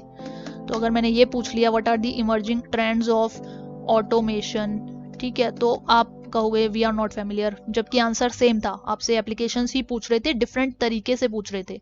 एप्लीकेशन बताओ या फिर इमर्जिंग ट्रेंड्स बताओ, one and the same thing. क्या क्या ट्रेंड्स हैं जो चल रहे हैं ऑटोमेशन में, आप ये कह सकते हो, या क्या क्या फील्ड्स हैं ऑटोमेशन की जो आप जहाँ पर आपने ऑटोमेशन देखी है, फील्ड्स भी कह सकते हो, ठीक है. तो वो फील्ड्स जो हमने पढ़ी हुई हैं, अब वो सारे नाम आ जाएंगे. अब तक जो CNC में मैंने आपको पढ़ाया है, हेडिंग लाइन्स हम पढ़ेंगे, ठीक है, और डिस्क्रिप्शन आप उससे फैमिलियर हो. नहीं हो तो we will revise it in here, क्योंकि अभी मेरे पास 2 काम है. जैसे एक स्टूडेंट ने बोला है, अंकुश ने, एक बार और समझाएंगे तो हम उसे वर्ड फाइल जो मैंने खोली है उस पर लिख के मैं समझा दूंगी डिफरेंसेस करते हुए, तो आपका कोई लॉस नहीं होगा, ठीक है. लिख के आना आपको पैराग्राफ में पड़ेगा. अगर मैंने कोई सी भी एक ऑटोमेशन पूछ ली, ठीक है, जैसे मान लो फिक्स्ड ऑटोमेशन का क्वेश्चन पूछ लिया, तो आपको पैराग्राफ में ही लिख के आना पड़ेगा. So this paragraph is required. Definition, features, advantage, application या एग्जाम्पल, ठीक है. लेकिन अगर मैं ऑलरेडी आपसे पूछ रही हूँ डिफरेंस ही बताओ फ्लेक्सिबल और फिक्स्ड में, जैसा एक क्वेश्चन रेज किया है जिस स्टूडेंट ने अच्छा किया है, ठीक है, तो उस समय मैं सिर्फ डिफरेंस पे फोकस करूंगी. तो वहां पे वैरायटी ऑफ पॉइंट्स लिखने के मुझे मार्क्स मिलेंगे. वैरायटी ऑफ पॉइंट्स लिखने के, कंसेप्ट समझाने का ही वहां पर मीनिंग है, ठीक है. तो आपने यस क्यों लिखा है प्रोडक्शन लाइंस के लिए, क्योंकि आप FMS के चैप्टर में ये स्टूडेंट्स इन्होंने अटेंड किया है. ये एक मीनिंग मेरे को क्लियर हो गया इनडायरेक्टली, ठीक है. उसके अलावा आपको यहाँ लिखा हुआ दिख रहा है that the automated production line consist of A series of work station और प्रोसेसिंग स्टेशन. वर्क स्टेशन उस दिन मैंने पढ़ाया था 5 तरीके का हो सकता है, 3-4 तरीके हैं उसके. वो चाहे वो एक प्रोसेसिंग स्टेशन हो सकता है जिसमें मशीनिंग हो रही हो, चाहे वो एक असेंबली स्टेशन हो सकता है जिसमें 2 पार्ट्स की ज्वाइनिंग हो रही हो, ठीक है. तो डिफरेंट वर्क स्टेशंस को जब ज्वाइन कर मटेरियल ट्रांसफर करते हैं एक वर्क स्टेशन से दूसरे वर्क स्टेशन तक, तो किस यूनिट की हेल्प से करते हैं, ठीक है. ये उस दिन समझाया था. उसका आंसर था MHS यानी मटेरियल हैंडलिंग सिस्टम. बहुत थ्योरेटिकल है ये सारी चीजें और बहुत रिलेटेड हैं. वो जो आप वहां पढ़ के आए हो, यहाँ पे जो जिसने सुना है वो उसको रिपीट कर लेगा, समझ जाएगा मटेरियल हैंडलिंग सिस्टम क्या होता है. नहीं भी पढ़ा तो आप एक डेफिनेशन अभी दोबारा, जैसे उस दिन हमने बॉक्स बना के यहाँ डेफिनेशन लिखी थी, तो अब आप उस डेफिनेशन को दोबारा लिखोगे. MHS material handling system is the system which is transferring the workstation, which is transferring the work piece, ठीक है, आप लिखोगे work piece from one station to another station. वही 2 लाइंस रिपीट होती हैं, प्राइमरी की और सेकेंडरी की, ठीक है. So primary station to another station. Because क्यों आप कह रहे हो ऑटोमेशन क्यों नहीं अप्लाई हुई, क्योंकि ह्यूमन बीइंग, मैंने आपको बोला है, कंप्यूटर पे काम जो कर रहा है वो कंप्यूटर से उठ के बार बार एक वर्क स्टेशन के पास जाके अपने हाथ से उठा के वर्क पीस दूसरी जगह पे नहीं रख रहा, ठीक है, वो एक मशीन से उठाकर दूसरी जगह पे रखो, एक तरीका तो ये है, ठीक है, टाइम वेस्ट हो। फिर ऑटोमेशन रह कहाँ गई? अगर आप ही ने उठा के रख दिया, वहां से एक मशीन से उठाया, ठीक है, दूसरी मशीन पे रख दिया, तो ऑटोमेशन क्या रही? इसलिए वहां पे एक पार्ट ही ऐसा फिट कर दिया हमने जिसका नाम है MHS, primary material handling system, जो कि वर्कपीस को मूव करेगा from one work station to the another station, ठीक है। और जैसे वो एग्जांपल सारे दिए थे उस दिन, कन्वेयर बेल्ट का दिया था, कन्वेयर जैसे मेट्रो में आपने देखी है, ठीक है, वो आपने बैग रखा चेकिंग के लिए, ठीक है, और उसके बाद वो बैग अपने आप मूव करता है। क्यों मूव करता है वो बैग अपने आप? क्योंकि जो जिस कन्वेयर पे वो बैग रखा है वो भी मूव कर रही थी, ठीक है, तो वो मूव कर रही थी, बैग भी मूव करने लगा उसी डायरेक्शन में, ठीक है। तो आपने उसको क्या करा, एक जगह से दूसरी जगह चेंज कर लिया, लेकिन क्या किसी ह्यूमन बीइंग ने करा? क्या वहाँ पे जो खड़े हुए हैं, ठीक है, ऑफिशियल्स, उन्होंने करा? नहीं, वो ऑटोमेटिक है, ठीक है, उनके पास बहुत सारे काम है चेकिंग करने के लिए, तो वो ऑटोमेटिकली खुद क्यों शिफ्ट करेंगे? तो इसलिए वहाँ पे भी ऑटोमेटिक कन्वेयर्स लगा दिए गए, मटेरियल हैंडलिंग सिस्टम लगा दिया गया। तो आपका आंसर होना चाहिए था यस। तो इन चारों ने तो यस लिखा है, अच्छी बात है, लेकिन बाकी के स्टूडेंट्स इसको समझ भी लेंगे क्या रीजन क्या है उसका, ठीक है, वो भी हिंदी में मैंने आपको यहाँ पे थोड़ा एक्सप्लेन करने की कोशिश की है। बाकी आप रिवाइज करोगे तभी समझ में आएगा खुद जब करोगे। Then the automatic production lines are fixed type, hard type automation है, ठीक है। आप क्योंकि इसमें वैरायटी ऑफ प्रोडक्ट्स तो कुछ बना ही नहीं रहे ना, क्या है, आप सिंपली एक वर्क पीस को दूसरे वर्क स्टेशन पे रख रहे हो, क्या आप कोई वैरायटी चेंज कर सकते हो इस तरीके से करके काम? Yes, write in the chat box. Some students are leaving, so I think they are not 23, okay, 7 students have left. अभी डिस्कस कर लेंगे। Ajay is writing can cycle हम पढ़ाएंगे। थोड़े से लेक्चर्स प्रोग्रामिंग के मैंने रोक रखे हैं, बिकॉज आपके प्रोग्रामिंग ही हो रही थी जब से ना कंटिन्यूअसली, तो ये सब रह जाता उसमें, FMS, रोबोटिक्स, GT, और ये सब इतना थ्योरेटिकल है, क्वेश्चंस पूरा आप देख लो कितनी परसेंटेज, 12 + 12, 24 + 12, बहुत परसेंटेज है इस सिलेबस पे, ठीक है, और प्रोग्रामिंग पे सिर्फ सर्टेन लिमिटेड परसेंटेज है, तो ये सब तो आप स्किप कर ही नहीं कर सकते बिल्कुल भी, ठीक है। कैन साइकिल पर्टिकुलर और एक जो चीज़ें हमने छोड़ी हुई हैं, ठीक है, सब प्रोग्रामिंग छोड़ी हुई है, लूप को कॉल करना, वो सब लिखा हुआ है सिलेबस में, तो वो 2 एग्जांपल की हेल्प से हम किसी दिन ले लेंगे उसे लेक्चर में, लेकिन ये सब नहीं रहना चाहिए। लेक्चर्स अभी जो चल रहे हैं 1.5 घंटे के होते हैं, तो उसमें हम ये नहीं टाइम वेस्ट कर रहे हैं, हम उसको समझा देते हैं एकदम क्लियरली। FMS वहाँ समझ के बैठते तो आज आप आंसर लिख रहे होते चैट बॉक्स में, MHS इज द आंसर। नहीं बैठे हो तो मैंने रिपीट कर दिया, ठीक है, तो आपका लॉस नहीं होना चाहिए इसमें। Then automated production lines are fix type, hard, ये सब डिस्कस करेंगे अभी डिफरेंसेस में। Then what are the other application, ये आप पढ़ चुके हो। Now I am simply ticking the application part, क्या ट्रेंड है, क्या एप्लीकेशन है, numerical control is the trend, and you will differentiate it, you will describe it why NC is automation, कैसे है ऑटोमेशन बताओ। तो आपके पास कोई भी बुक हो सकती है, I don't know which book you are following, लेकिन मैंने यहाँ आंसर लिख के आपको दे दिया है PDF फॉर्म में, that NC is automation, why, because of this reason, because this it is having a program. नहीं भी दिया तो आज का लेक्चर तो आप अटेंड कर रहे हो, ठीक है, आपको पता है उसमें एक प्रोग्राम होना ही चाहिए, ठीक है। प्रोग्रामेबल ऑटोमेशन में क्या होना चाहिए? एक प्रोग्राम तो होना ही चाहिए, फिक्स्ड ऑटोमेशन में नहीं होता प्रोग्राम, ठीक है, और प्रोग्रामेबल ऑटोमेशन में एक प्रोग्राम होगा और उस प्रोग्राम की हेल्प से आप प्रोसेसिंग, असेंबली या मशीनिंग ऑपरेट करते हो। तो ये तो हम CNC में शुरुआत से पढ़ा रहे हैं लेक्चर 1 से, इसमें तो कोई डाउट ही नहीं होना चाहिए कि NC ऑटोमेशन है या नहीं है, ठीक है। फर्दर डिस्क्रिप्शन ये जितनी भी है ये सब पढ़ चुके हो आप, you can revise it any time, ठीक है। इस लेक्चर को एंड होने के बाद आप रीड कर सकते हो। एंड में आपको लिखनी है यहाँ पे 2 ही लाइन्स हैं, वाई NC इज दिस, क्या वर्ड्स आप यूज करके डिस्क्राइब करोगे, ठीक है, तो वो आप यहाँ से सर्च करके लिख लो आफ्टर दिस लेक्चर टर्मिनेट्स, ठीक है। तो यहाँ पे वो सब कुछ रिपीटेड है, इन शॉर्ट ही रिपीटेड है कि वो प्रोग्रामेबल कैसे हैं। ये वाला पैराग्राफ आप जरूर लिखोगे, this set of instructions is called a program. Reason मैं अभी बता रही हूँ, आप सुन लोगे एक बार। NC is a programmable automation, you will write it there, why, because it is using a program and program is a set of instruction to the number of to perform the different operations, ठीक है, यहाँ से आपने ये point लिया है, and different types of jobs are made, this is the simple reason। and when आगे आप क्या कंटिन्यू करोगे, when the name of the job changes या when the nature of the job, type of the job changes, ठीक है, अगर आपने type of job change कर लिया, अभी आपको ये जॉब चेंज बनाना था, ठीक है, अब आपने चेंज करके इसकी थोड़ी सी शेप बदल दी, ये बनाना है, तो फिर उस कंडीशन में क्या हो जाएगा, हल्का सा चेंज किया है आपने इस 1 से 2 में, लेकिन अब आपको एक नया प्रोग्राम बनाना पड़ेगा जिसकी वजह से आप पूरा प्रोग्राम दोबारा लिखोगे। You have to write all the new instructions for each job. तो ये टाइम कंज्यूमिंग है। और क्या होता है इसमें, जो टूल चेंज का प्रोसीजर है वो भी थोड़ा टाइम वेस्टेज वाला है। जो ऊपर पढ़ाए थे आपको 2 पॉइंट्स, वो 2 पॉइंट्स आप लिख सकते हो, ठीक है। तो इसलिए यहाँ पर फ्लेक्सिबिलिटी थोड़ी कम रहेगी, ठीक है। लेकिन कम से कम ये इन्होंने ये लिखा है, NC provides a lot of flexibility. तो आप ये नहीं कहोगे गलत लिख दी क्या लैंग्वेज, नहीं, ये गलत नहीं लिखी। इन्होंने कंपेयर किया है मैनुअल मशीनिंग प्रोसेस को। मैनुअल से तो ऑब्वियसली अच्छा ही देगा, फ्लेक्सिबिलिटी वैरायटी देगा ही देगा, क्योंकि आप चेंज तो कर सकते हो ना। किसी ने ये नहीं लिखना है या ये नहीं बोलना है कि न्यूमेरिकल कंट्रोल में तो हम चेंज ही नहीं कर सकते, ठीक है, प्रोग्रामेबल ऑटोमेशन में चेंज कर सकते हो, ठीक है। हाँ, वो अलग बात है, वो टाइम कंज्यूम कर रहा है, या वो उसमें 2 ही रीज़न है जो मैं भी रिपीट कर रही हूँ, आप भी रिपीट करोगे, ये वाले, ये जो 2 रीज़न है।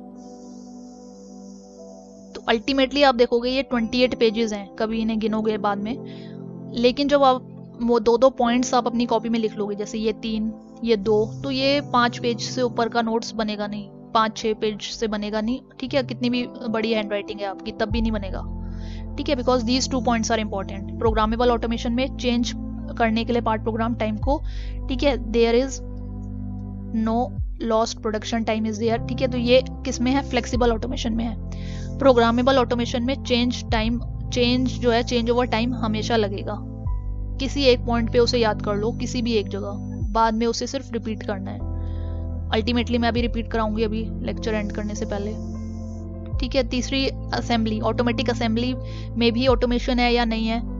अभी मैंने आपको एग्जांपल दिया था यहाँ पे एक छोटा सा, ये जो बच्चों का एग्जांपल है, ठीक है, ये टॉयज बनाने के लिए, तो उसमें ऑटोमेशन है, ठीक है। आपके ऊपर है कि आपने कौन सा लेवल ऑफ ऑटोमेशन तक परचेज किया हुआ है, ठीक है। आप चाह रहे थे आपको यही वाला एक ही जैसा प्रोडक्ट बनाना था, ठीक है, एक 3 डायमेंशनल बना के डेकोरेट करके रखना था, आपका पर्पस इतना था तो आपने ये कर लिया। आपका पर्पस था नहीं, रोज डेली ज्वाइन करेंगे उसको, डेली नया गेम बना के रखेंगे, कभी टॉय कार की शेप में आएगा, कभी कोई जीप की फॉर्म में आ जाएगा, कभी कुछ फॉर्म में आ जाएगा, ठीक है। तो ये सब चीजें असेंबली की जो मशीन्स आएंगी अब एक्चुअल जो इंडस्ट्री में लगी हुई हैं, वहां पर भी ऑटोमेशन प्रेजेंट है। कैसे है, अगेन ये आंसर आपका एफएमएस से ही आ रहा है, because the manual assembly work is very costly, ठीक है। उसमें जब जितने ह्यूमन बींग्स आप ऑपरेट कर रहे हैं मशीन्स को, ठीक है, तो वो सब ऑपरेट करना, ठीक है, the cost for their maintenance will be more, labour cost is more, and that's why the automation finds application, ठीक है। ऑटोमेशन लगाना वहां पे आपको बहुत जरूरी है, क्योंकि अब जो असेंबली की कॉस्ट आएगी वो कम आएगी। कैसे कम आएगी, और रीजंस यहाँ पे लिखे हैं, दिस पर्टिकुलर पॉइंट, किसी भी एक पॉइंट को आप समझा दो, that will be sufficient. If the assembly products are small, if the assembly products, ये तो नीड है, ठीक है। आपको इसका वर्किंग समझाना है, तो ये आपने वर्किंग यहाँ से समझाई है। ऑटोमेटेड असेंबली लाइंस, ये आज का टॉपिक भी है। एक क्वेश्चन मेरे को अभी डिस्कस करना है आपसे 10 मिनट में, what are the automated assembly lines, ठीक है। सो ऑटोमेटेड असेंबली लाइंस में 2 वर्क स्टेशंस में आप कैसे इंटरकनेक्टिंग कर रहे हो, ठीक है। Automated material handling to transfer the work piece from one station to another station, तो यहाँ पर ऑटोमेशन प्रेजेंट है। देन रोबोज इन मैन्युफैक्चरिंग, क्या वो ऑटोमेशन है, ये भी आप सारा डिस्कस कर चुके हो। रोबोज ऑटोमेशन है, ठीक है, क्योंकि आपने देखा है रिस्ट और एंड इफेक्टर, रिस्ट की जो यहाँ पर पोजीशनिंग है, ठीक है, या तो आप यहाँ पे फिंगर्स की तरह ग्रिपर लगा सकते हो, तो ग्रिपर वर्क पीस को प्लेस करेगा, पिक करेगा पहले एक प्लेस से, ठीक है। ये रेक्टेंगल ले लेते हैं, एक वर्क प्लेस से, ये एक प्लेस जो है एक रेक्टेंगल, ये एक वर्क स्टेशन है, और ये रोबोटिक आर्म है। Try to concentrate on this diagram only, जो रोबोट का दिखाया गया है सिर्फ 3D दिखाने के लिए समझाया गया है, बाकी आपको बनाना नहीं है ये सब कुछ रोबोटिक्स डायग्राम, आपको सिर्फ बताना है कि this is one work station, ठीक है, और ये दूसरा वर्क स्टेशन है, ठीक है, और ये रोबोटिक आर्म है। पहले से डायग्राम बना हुआ है, मुझे यहाँ बनाने की जरूरत नहीं थी, I am erasing it. So this is picking the work piece from the work station number 1 and placing it to the work station number 2, ठीक है। ये आर्म यहाँ से वर्क पीस को उठाएगी, यहाँ पे वर्क पीस लगा होगा जिस पे काम हो रहा है, जब काम खत्म हो जाएगा तो आप नहीं जाओगे मशीन पे, ठीक है। रोबोटिक आर्म पिक करेगी, यहाँ से पिक कर लिया, उसके बाद उसको प्लेस कर देगी, रख देगी वर्क स्टेशन नंबर 2 पे। तो इस ऑपरेशन को क्या कहते हैं, क्या नाम है इस ऑपरेशन का जो रोबोटिक्स कर रहा है इस समय, रोबोटिक आर्म कर रही है? Right in the chat box. Fast आप लिखोगे if you know the answer, otherwise I am continuing with the lecture. अच्छा किसी ने लिखा है अक्षित ने 6 बजे क्लास है, सारे बच्चे जा रहे हैं। 6 बजे कौन सी क्लास है आपकी? वो तो आपने सैटरडे का दिन दिया था मेरे को कि सैटरडे को क्लास होती है, तो ये क्या रोज क्लास होने लगी आपकी? चलो देखते हैं फिर, अब जो प्रेजेंट है उन्हें तो ये कंटिन्यू कराएं, ठीक है। और कल भी मेरा लेक्चर है, ऐसा नहीं है, मैं कल भी कंटिन्यू करूंगी इस लेक्चर को, जितना रह जाता है प्लस कैड कैम सिम्स वो हमेशा पढ़ना है, लेकिन प्रॉब्लम ना आए इसलिए ये समझाना बहुत ज़रूरी बन जाता है, ठीक है। और इन्हीं ऑनलाइन डायग्राम की हेल्प से समझाओ तो ज़्यादा अच्छा है। अब आपने एक स्टूडेंट ने आंसर लिख दिया है, Gaurav is writing MHS material handling system, ठीक है, तो उन्होंने बिल्कुल सही लिखा है। इसका मतलब ये FMS की क्लास में आप प्रेजेंट थे क्या? मशीन हैंडलिंग सिस्टम, अंकुश लिख रहा है मशीन नहीं होता अंकुश, वो मशीन नहीं होता, मटेरियल होता है, ठीक है। गौरव प्रेजेंट थे और अंकुश भी प्रेजेंट थे, ठीक है। तो अंकुश मशीन को रिप्लेस करोगे, बस आप मटेरियल हैंडलिंग सिस्टम वर्ड लिखोगे, ठीक है, क्योंकि हम मशीन को हैंडल नहीं कर रहे, हम किसको हैंडल कर रहे हैं? देखो मशीन तो फिक्स्ड है, मशीन तो खड़ी रहेगी एक जगह पे। ये भी अच्छा क्वेश्चन है खुद में, एक आंसर जब इन्होंने लिखा तो पता चल गया, मशीन तो खड़ी है, यहाँ पे खड़ी हुई है, ठीक है, एक मशीन यहाँ पे खड़ी हुई है, एक यहाँ खड़ी हुई है। मटेरियल यानी कि जो वर्क पीस है, ये रेक्टेंगल पार्ट जो आप देख रहे हो, इसको आपको मूव करना है, दूसरे एरिया पे लेके जाना है। तो एक तरीका हम कहते हैं वर्कर जाए, चल के जाए, मशीन 1 नंबर से उठाए 2 पे रखे, तो फिर क्या ऑटोमेशन रह गई? सारा काम तो वर्कर ने करा, मैनुअली करा। लेकिन अब आपने क्या कहा है, मटेरियल हैंडलिंग सिस्टम हम एक लगा दें, अगर यहाँ पे वो वाला कन्वेयर जो एग्जाम्पल लिखना चाह रहे हैं, जो आंसर गौरव का है उनके अकॉर्डिंग कन्वेयर अगर हमने यहाँ लगा दिया, या कोई भी MHS लगा दिया, बहुत तरीके के MHS होते हैं, जिसमें से ट्रैक, रेलवे ट्रैक जैसा जो एग्जाम्पल दिया था, AGV ऑटोमेटेड गाइडेड व्हीकल भी एक एग्जाम्पल दिया था, ठीक है। जरूरी नहीं है हमेशा कन्वेयर लगा हुआ हो, ट्रैक जो होता है, ठीक है, वो भी लगा हो सकता है। AGV जो मैंने उस दिन कार की तरह डायग्राम बनाया था, तो ये कार की तरह डायग्राम का क्या मतलब था? AGV था और यहाँ पे वायर थी AGV की, तो वो भी उस वर्कपीस को पिक करती है और प्लेस कर देती है दूसरे वर्क स्टेशन पे जाके, ठीक है। जब बड़ी मशीन्स होंगी, बहुत ज़्यादा ओपन फील्ड लेआउट होगा, तो ये इस तरह के ट्रैक्स ही चलेंगे यहाँ पे, इस तरह की कार्स ही चलेंगी। और मारुति में तो नहीं, थोड़ी अलग इंडस्ट्रीज में ये एप्लीकेबल होती हैं, दिखती हैं ये सब चीज़ें। मारुति कंपनी में आपको ये रोबोटिक आर्म बहुत दिखेगी। सिंपली क्या करेगी, पिक करेगी यहाँ से वर्क स्टेशन को और प्लेस कर देगी। तो ये एक एग्जांपल मैंने आपको दिया पिक एंड प्लेस का। असेंबली में भी ये यूज़ होगा, मटेरियल हैंडलिंग में भी ये यूज़ होगा। यहाँ पे देखो लिखा हुआ है अगली लाइन में आंसर, मटेरियल हैंडलिंग में भी ये यूज़ हुआ है।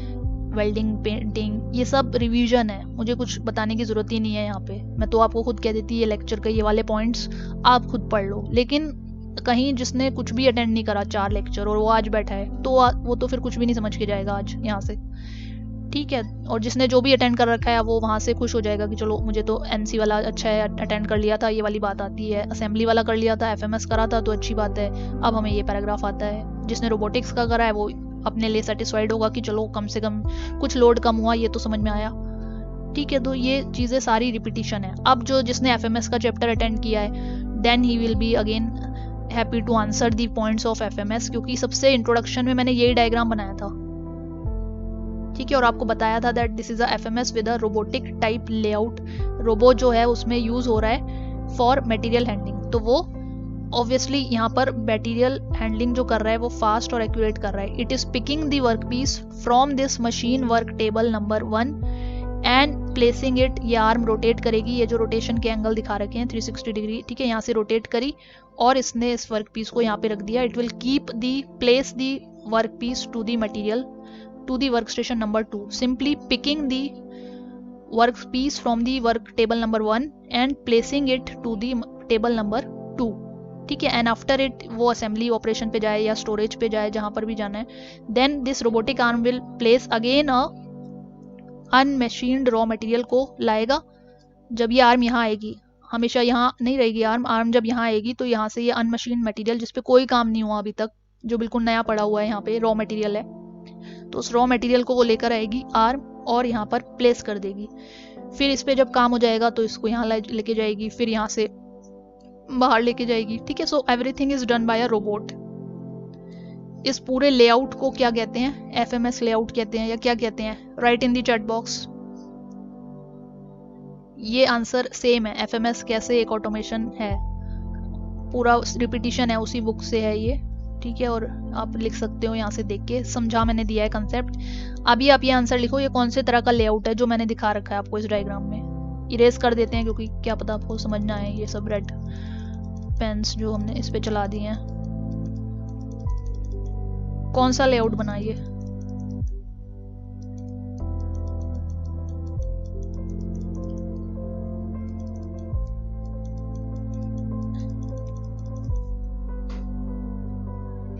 ठीक है, Gaurav is again answering robo layout, बिल्कुल सही आंसर है उनका। देखो बाकी बच्चे क्यों नहीं आंसर कर रहे, इतना मुश्किल तो नहीं पूछा था मैंने, ठीक है। क्योंकि अब आप, इसका मतलब यह है या तो आप एफएमएस के चैप्टर में आपने अटेंड नहीं किया है, और नहीं किया है तो फिर अभी तो समझाया था आपको, अच्छा उसकी ज़रूरत है, फिर कौन से लेआउट हैं ये बताने के लिए उस लेक्चर की ज़रूरत है। अगर आपने नहीं सुना है तो अब आप वो 5 लेआउट अपने हाथ से बनाओगे कॉपी में, और फिर 5 की डिस्क्रिप्शन आपको समझ में आनी चाहिए कि रोबोटिक लेआउट आंसर कैसे दे दिया इन्होंने, क्यों दे दिया। रोबोटिक प्लेस्ड है, 2 मशीन सेल्स हैं, ठीक है। So why this is a robotic machine layout जो है एफएमएस क्यों कह रहे हैं इसे। बहुत सारे टाइप्स के होते हैं, लैडर लेआउट होता है, लूप लेआउट होता है, इनलाइन लेआउट होता है। तो कहीं ना कहीं इसका मतलब यह है गौरव को अब इस चैप्टर में, इस फील्ड में इंटरेस्ट है, तब वो इस बातों को समझ पा रहे हैं। मैंने बोला है आपको, एक जगह एक चैप्टर में एक बात समझ लो, 10 जगह पे वो रिपीट होगी, और वो इनफैक्ट आप देख रहे हो वो रिपीट हो रही है। आज रोबोटिक्स में रिपीट हो रहा है, एफएमएस में रिपीट हो रहा है, कल कैड कैम सिम्स पढ़ाऊंगी तो आप कहोगे ये नई चीज आ गई, पहले वाली तो समझ में नहीं आई, जबकि वो भी रिपीट ही हो रही होंगी, ठीक है। 2 पॉइंट्स नए होंगे, बाकी सब कुछ रिपीट होगा, तो आपके लिए बहुत आसान है समझना और उसे याद करना। तो ये सब आपको फेमिलियर हो, what are the FMS component, what are the advantages, what are the disadvantages, ठीक है। ये सब आपको पढ़ा दिया था उस दिन, रिपीट कर लोगे आप यहाँ से। क्या कंपोनेंट्स होते हैं, मशीन टूल होता है, कंप्यूटर होता है, रिपीट करोगे हमेशा, जितनी बार बोलोगे तभी याद रहेगा ये चैप्टर, अदरवाइज नहीं रह सकता। ऑटोमेटेड एमएचएस होता है, ठीक है, और उसमें भी 2 तरह का होता है, प्राइमरी और सेकेंडरी, ठीक है। प्राइमरी की क्या डेफिनेशन है, सेकेंडरी की क्या डेफिनेशन है, हमेशा उसे अपने कॉपी में लिखोगे। प्राइमरी एमएचएस, ठीक है, that is transferring the work piece from one work station to another work station. Then what is secondary MHS, it is transferring the work piece from the primary to the, ठीक है, primary station से जो convey करेगा, primary station भी नहीं लिख सकते आप, फ्रॉम दी प्राइमरी एमएचएस बोलोगे, ठीक है। जो टेक्निकल टर्म है वो टर्म आपको यूज करनी है फिर, from the primary MHS to the work station. ये किसकी डेफिनेशन लिखी है हमने, सेकेंडरी की। Secondary MHS is transferring, from से पहले क्या आएगा, work piece, it is transferring, secondary MHS is transferring the work piece from the primary MHS to the work station. तो एक पार्ट आपने एक्स्ट्रा बढ़ाया, क्यों बढ़ाया और कौन से लेआउट में बढ़ाते हैं, ये अगेन दूसरा मुश्किल क्वेश्चन है, अभी नहीं पूछ रहे ना आपसे लिखवा रहे, ठीक है। वो एक ही टाइप में ऐड होता था, ठीक है। कैड कैम और सिम्स क्यों ऑटोमेशन है, ये कल के लेक्चर में आप देख लोगे, ठीक है। ये आप आंसर नहीं कर सकते इस समय, कैसे वो वो है, क्योंकि आपको पता ही नहीं है अभी कैड कैम होता क्या है, ठीक है। तो ये वाला नहीं करोगे, ये कल पढ़ाएंगे तब कर पाओगे answer. Then automation daily life में, ये मैंने आपसे डिस्कस कर लिया है, एक एग्जांपल वॉशिंग मशीन का लिया है, लेकिन क्या उतना ही काम है, नहीं, आप ये सारे वाइवा में पॉइंट्स ऐड करोगे, ठीक है। ये टेली कम्युनिकेशन कंपनीज, ठीक है, automatic dialing, transport devices, then railway tracks, कैसे ऑटोमेटेड सिग्नलिंग जो है वो कैसे ऑटोमेटिक हो रही है, कोई कॉलिजन नहीं हो रहा है, तो ये कैसे सेंसर्स वहाँ पे लगे हुए हैं, ठीक है। हॉस्पिटल्स में भी एक record of patient status, medicine administered, ये सब चीज़ें कैसे मेंटेन है, ऑटोमेशन वहाँ पे भी अप्लाइड है। बैंकिंग सेक्टर में भी अप्लाइड है, फॉर फाइनेंशियल ट्रांजैक्शंस, ये सारी चीज़ें यहाँ पे ब्रीफली डिस्क्राइब्ड हैं। You will just go through this, credit card, debit card जैसे आप रख रहे हो आजकल, तो वो सब कैसे ऑटोमेशन है। Then the consumer products like the washing machine, ये एग्जांपल हमने डिस्कस किया है ज़्यादा डिटेल में टाइम लगा के। Air conditioner, TV, video recorder, सभी चीज़ों में तो ऑटोमेशन है, ठीक है। कहीं ना कहीं कुछ सेंसर लगे हुए हैं जो हीट को सेंस कर रहा है, माइक्रोवेव अवन, कितना टेम्परेचर रीच हो गया है, ठीक है, when it has to shut down, when it has to be on, कितनी कमांड आप उसमें दे रहे हो, तो ये सारी चीज़ें ऑटोमेशन है। Automation is present everywhere. आप ये नहीं कह सकते, एक और वाइवा का क्वेश्चन नया यहाँ बन गया कि आप ये कह दो कि automation is not present in your daily life, तो आप बोल दोगे नो डेली लाइफ में तो नहीं होती, सिर्फ इंडस्ट्रीज में होती है, तो ये गलत है आंसर आपका। आप बोलोगे कि नहीं, ऑटोमेशन डेली लाइफ में हर जगह पर ऑटोमेशन आजकल प्रेजेंट होने लगी है, क्योंकि टाइम के साथ साथ हम ठीक है एडवांसेस चाहते हैं, कंफर्ट लेवल ज़्यादा चाहते हैं, तो हम वैसे ही वॉशिंग मशीन परचेज कर रहे हैं, वैसे ही refrigerator, AC, TV, video recorder, microwave, इनके अलावा जो चीज़ें मैंने बताई आपको, ठीक है। आप क्या चाह रहे हो कि सिर्फ एक बटन प्रेस करो, देखो इसमें लिखा हुआ है, ये जस्ट एक बटन को प्रेस करा, ठीक है, और मशीन अपने आप वॉशिंग मशीन काम कर दे, और वो कर रही है, ठीक है। पहले कभी ये ड्रीम होता था कि ऐसे कैसे होगा, बटन दबाएंगे और फिर फाइनल आउटपुट आपको सूखा हुआ प्रोडक्ट, ठीक है, सूखे हुए क्लोथ्स कैसे मिल रहे हैं, लेकिन अब वो मिल रहे हैं, तो आप कह रहे हो यस इट इज़ वर्किंग, ठीक है। और थोड़े टाइम बाद देखना एडवांसेस कुछ और होंगी, तो इसमें नए नए फीचर्स और आ जाएंगे, ठीक है। बैंकिंग के फील्ड में कैसे है वो यहाँ भी आपने देखा, ठीक है। एटीएम भी क्या है, एक ऑटोमेशन का ही एग्जाम्पल है, कैसे उसमें कौन से डिवाइसेस फिटेड हैं, फिर वो उसकी स्टडी है, वो डिटेल स्टडी है कि उसमें आपने कौन से कंपोनेंट्स ऐड कर दिए। हमारे सिलेबस में तो रोबोटिक्स था, हमने रोबोटिक्स बहुत ज़्यादा डिटेल में पढ़ाया है आपको, ये भी बताया कौन से सेंसर उसमें लगे हुए हैं, ठीक है। और हमारे सिलेबस में सीएनसी मशीन है, तो सीएनसी मशीन को अब आप समझा सकते हो कि हाँ इसमें कैसे ऑटोमेशन लगी हुई है, क्योंकि आप बोलोगे कि जिसको भी आप वाइवा दे रहे हो या इंटरव्यू दे रहे हो कि इसमें हर पार्ट में ऑटोमेशन है सर, कि आप जो टूल्स हैं, ठीक है, वो भी चेंज मैनुअली नहीं कर रहे, हम उसे ऑटोमेटिक डिवाइसेस की हेल्प से कर रहे हैं। देन सेंसर्स जो प्लेस्ड हैं, उस दिन आपको बताया था ऑप्टो इंटरप्टर, एक एग्जांपल दिया था। तो ऑप्टो इंटरप्टर क्या है कि कोई भी फॉरेन पार्टिकल या फॉरेन ऑब्स्टेकल आपने मशीन के बीच में इंसर्ट कर दिया, then a buzzer will be raised, ठीक है। सिंपली वर्कर ने इस मशीन के एरिया में हैंड भी इंसर्ट कर दिया, गलती से थोड़ा सा यहाँ पे आ रह गया, तो मशीनिंग ये नहीं स्टार्ट हो जाएगी, वो जो सेंसर यहाँ पे लगा हुआ है, ठीक है, तो वो उसको डिटेक्ट करके एक बजर रेस करेगा, बजर बीप तो सबको सुनाई देगी और आपको पता चल जाएगा वर्कर को, that means it is has to be stopped. Machine भी अपने आप स्टॉप कर देगी अपने आप को, लेकिन जो वर्कर है वो उसको चेक करेगा व्हाट इज द एरर, क्या एरर हुई थी, क्या हाथ इंसर्ट हो गया था गलती से, ठीक है, नहीं हुआ था, तो क्या फॉरेन ऑब्स्टेकल वहाँ क्या पड़ा है, किसी ने हो सकता है पहले से वर्क पीस वहाँ पे पड़ा हुआ रह गया हो, ठीक है, कुछ भी पार्टिकल है तभी बजर आई है। Similarly buzzers is always there in the washing machine concept में भी है। तो ये तो बहुत ही सारे एग्जांपल्स हैं, ये आपके सिर्फ वाइवा में हैं, जितने आप देखो उतनी अच्छी बात है, और ये सब पता है आपको, लेकिन आपको ये नहीं पता कि ये सब ऑटोमेशन में भी होते हैं, इनमें भी ऑटोमेशन है, दिस इज़ द प्रॉब्लम। ये सब चीज़ें तो पता है आपको, credit card, transport, automated systems in the connecting the calls of the customers so that the waiting period is negligible, तो ये सारी चीज़ें सारी कंपनीज फॉलो कर रही है। अब इसका ये थ्योरी थोड़ी सी बहुत ज़्यादा है यहाँ तक ना, एक यूनिट आपने कंप्लीट कर लिया आज। अब दूसरी यूनिट शुरू होगी जिसमें हम पढ़ेंगे टाइप्स ऑफ ऑटोमेटेड लाइंस, जो एप्लीकेशंस वाली एक अलग पीडीएफ फाइल है, वो आप स्टडी करोगे।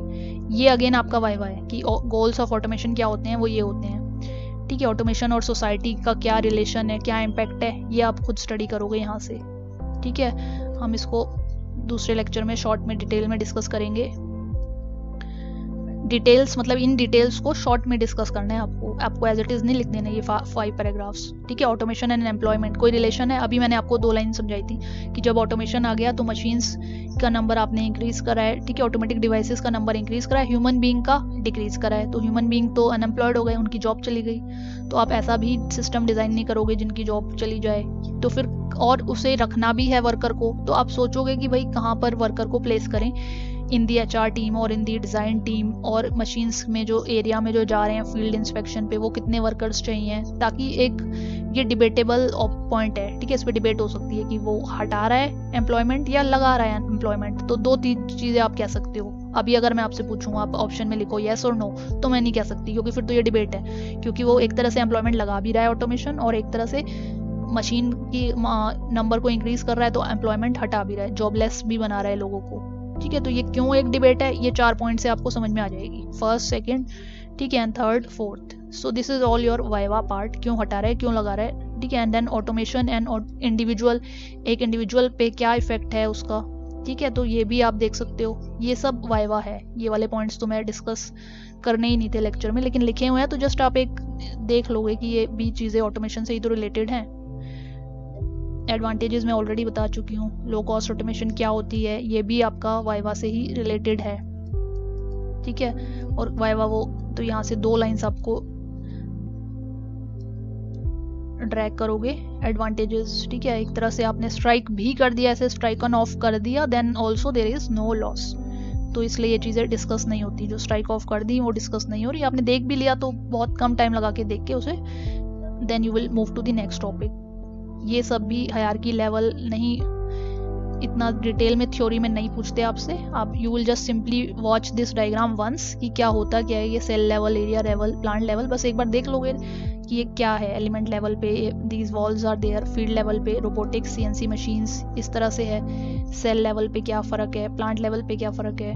ठीक है, नहीं भी देख रहे so no such specific question we are asking on a cell level layout, ऐसा नहीं पूछ रहे, इसलिए इसे काट दिया है हमने। Then automated assembly system, this is the important point to be studied in this unit, जो फिर एफएमएस के लेआउट की तरह ही डायग्राम है, तो मुझे रिपीट करने में तो बहुत कम टाइम लगेगा।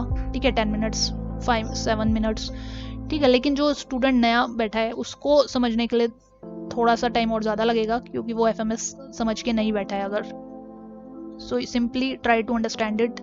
ये लास्ट टॉपिक है और उसके बाद वो क्वेश्चन राउंड है। तो इसमें आप देख लो design automated assembly system. How will you define automated assembly system? First of all क्या डेफिनेशन बनेगी आपकी, आपको खुद पता है, आपको ज्वाइन करने हैं। एग्जांपल मैंने दिया था एक टॉय को, ज्वाइनिंग जिक्सॉ पजल दे रखी है आपने किसी भी बच्चे को, ठीक है, वो ज्वाइन कर रहा है अलग अलग पार्ट्स को, एक फाइनल असेंबली बना रहा है। So simply this is the definition of A assembly. तो असेंबली उस किड ने अपने हैंड्स की हेल्प से करी है, तो वो उसने एक मैनुअल असेंबली करी है। ठीक है, उसे क्या बोलते हैं, मैनुअल असेंबली। लेकिन आपको जो पढ़ना है वो क्या पढ़ना है, ऑटोमेटेड असेंबली, ये जो वर्ड लिखा हुआ है। तो ऑटोमेटेड असेंबली क्या होगी, it refers to use of mechanised and automated devices to do the assembly. Simple definition आपने ऐसे बना दी। ऑटोमेटेड डिवाइसेस आप कौन से यूज करोगे आगे देखोगे। Then automated assembly system is performing a sequence of operation to give the multiple components. ठीक है, ये भी आप समझ गए।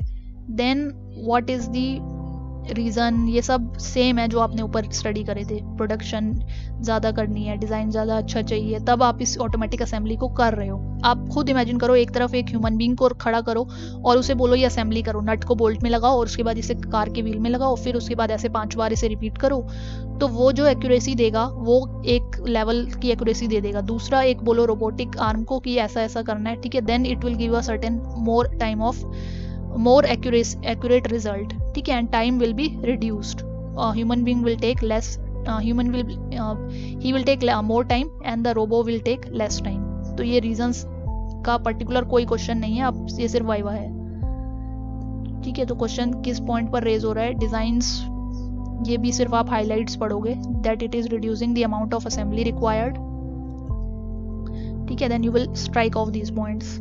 Then it is using modular design. ये जो पूरा पॉइंट्स है, डिज़ाइन फॉर ऑटोमेटेड असेंबली क्यों कर रहे हो, क्यों कहा जाता है, इसमें लिखा हुआ है रिकमेंडेशन कब करोगे आप, in the design to facilitate automated assembly. So this is a viva topic, you can strike it off. ठीक है, आप कर दो अभी, क्योंकि अभी मेरे पास भी नहीं है टाइम, मैं ऐसे बाद में आप मेन पॉइंट समझ लोगे। ठीक है, क्योंकि 2 मेन पॉइंट्स मैंने आपको समझा दिए, क्वालिटी इंक्रीज होगी, टाइम कम लगेगा। अब जो सिलेबस में है वो पॉइंट पर आप डायरेक्टली आ जाओ। ठीक है, ये सिलेबस में आपके है types of automated assembly system. As such word तो नहीं लिखा कि टाइप्स बताओ, लेकिन यू शुड बी फेमिलियर कितने टाइप्स की असेंबली सिस्टम आप बना सकते हो। ठीक है, तो इसमें भी आपको पहले पढ़ना है ये वाला डायल टाइप। डायग्राम को क्लियर करते हैं। This is a rotating disc, this is a dial indexing table जो कि रोटेटिंग है, इट इज रोटेटिंग।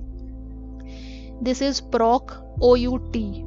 ठीक है, ये आपको नहीं मिलेगी डेफिनेशन, ये मैंने एक देखना अगर इस फाइल के लास्ट में ये पेज ऐड किया है जिसमें ये फुल फॉर्म लिखी हुई है, प्रो इसमें नहीं है, आपकी गूगल क्लासरूम के पेज में है। ठीक है, तो ये PROC का मतलब क्या है, प्रोसेसिंग। तो यहाँ पे आप बॉक्स लगा के अभी, क्योंकि आपको समझना है, प्रोसेसिंग। ठीक है, और वर्क स्टेशन, क्योंकि ये वर्क स्टेशन है, ये जो रेक्टेंगल एक बना हुआ है ये वर्क स्टेशन है, प्रोसेसिंग वर्क स्टेशन है। और फिर AUT क्यों लिखा है आपने, AUT फॉर ऑटोमेटेड।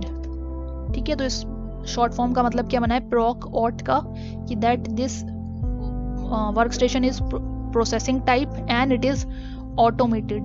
ठीक है, ये ऑटोमेटेड है, it is not manually operated, ये मैनुअली ऑपरेटेड नहीं है।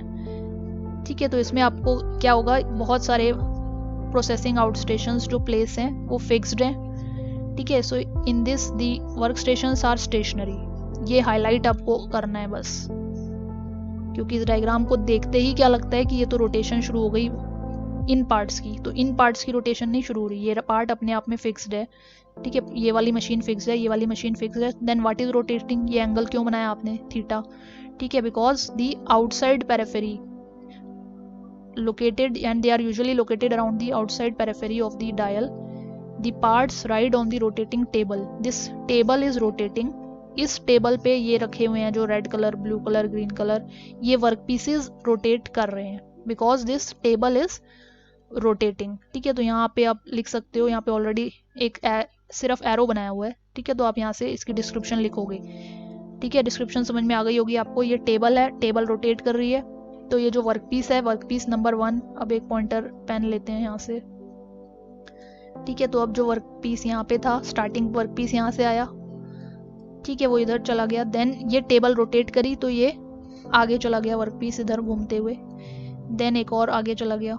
जब इस पे पहले वर्क पीस की मशीनिंग यहाँ पे कंप्लीट होगी, then it will move ahead और यहाँ पर इसकी पोजिशनिंग हो जाएगी पूरी, ठीक है। फिर प्रोसेसिंग पूरी हो जाएगी तो फिर टेबल आगे रोटेट करेगी, ये वर्क पीस यहाँ चला जाएगा और जो पहले वाला वर्क पीस यहाँ पे था लास्ट वाला वो यहाँ आ जाएगा, तो सबकी पोजीशन चेंज होती रहेगी।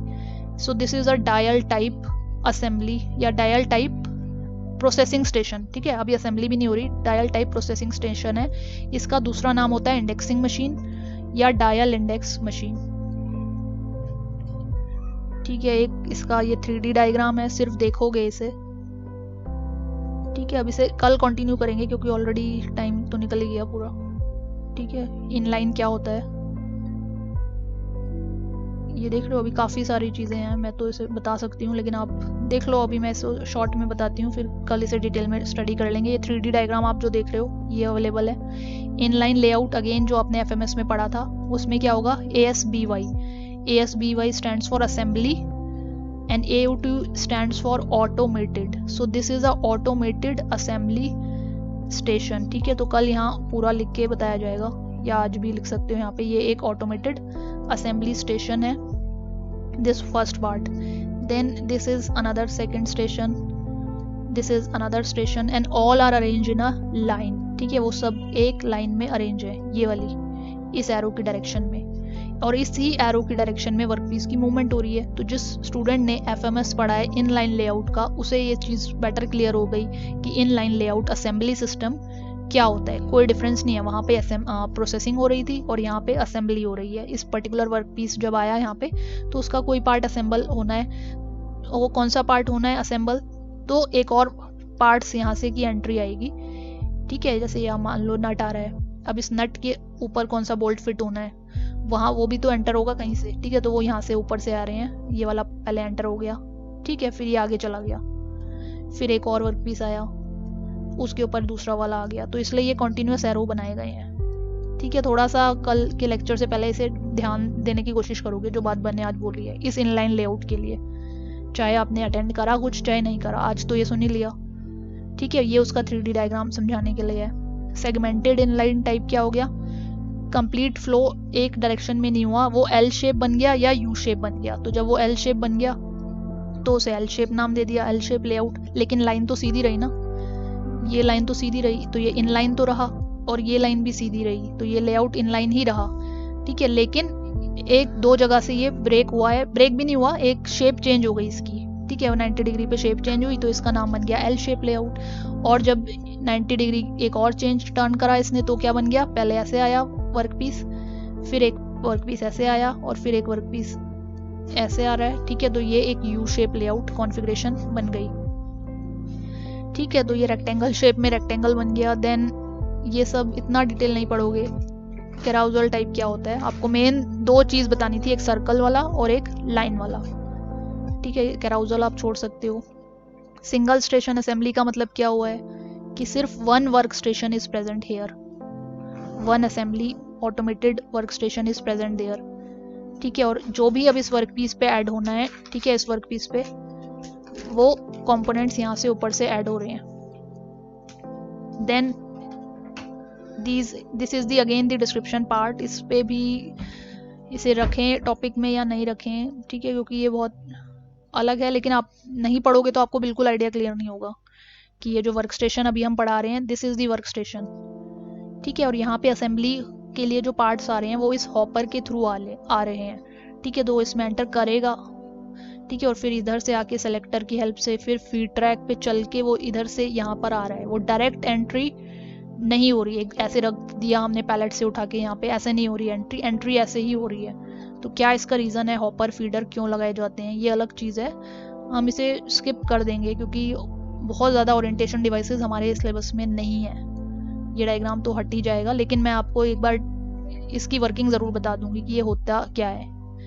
नहीं पढ़ रहे थे वाइब्रेटरी बाउल फीडर तो आप छोड़ सकते थे, क्योंकि ये सिर्फ एंट्री बता रहा है वर्क पीस की, ठीक है। पार्ट डिलीवरी सिस्टम क्या होता है, पार्ट फीडिंग डिवाइसेस क्या होता है। तो for your syllabus it is short to be strike on off, काटना ही है मुझे इसे, ठीक है। मुझे लेक्चर यहीं तक लेना था कि इनलाइन और रेक्टेंगल शेप लेआउट क्या होता है। कैराउजल को भी आप छोड़ रहे हो, then you can leave it, लेकिन हमें एक आइडिया हो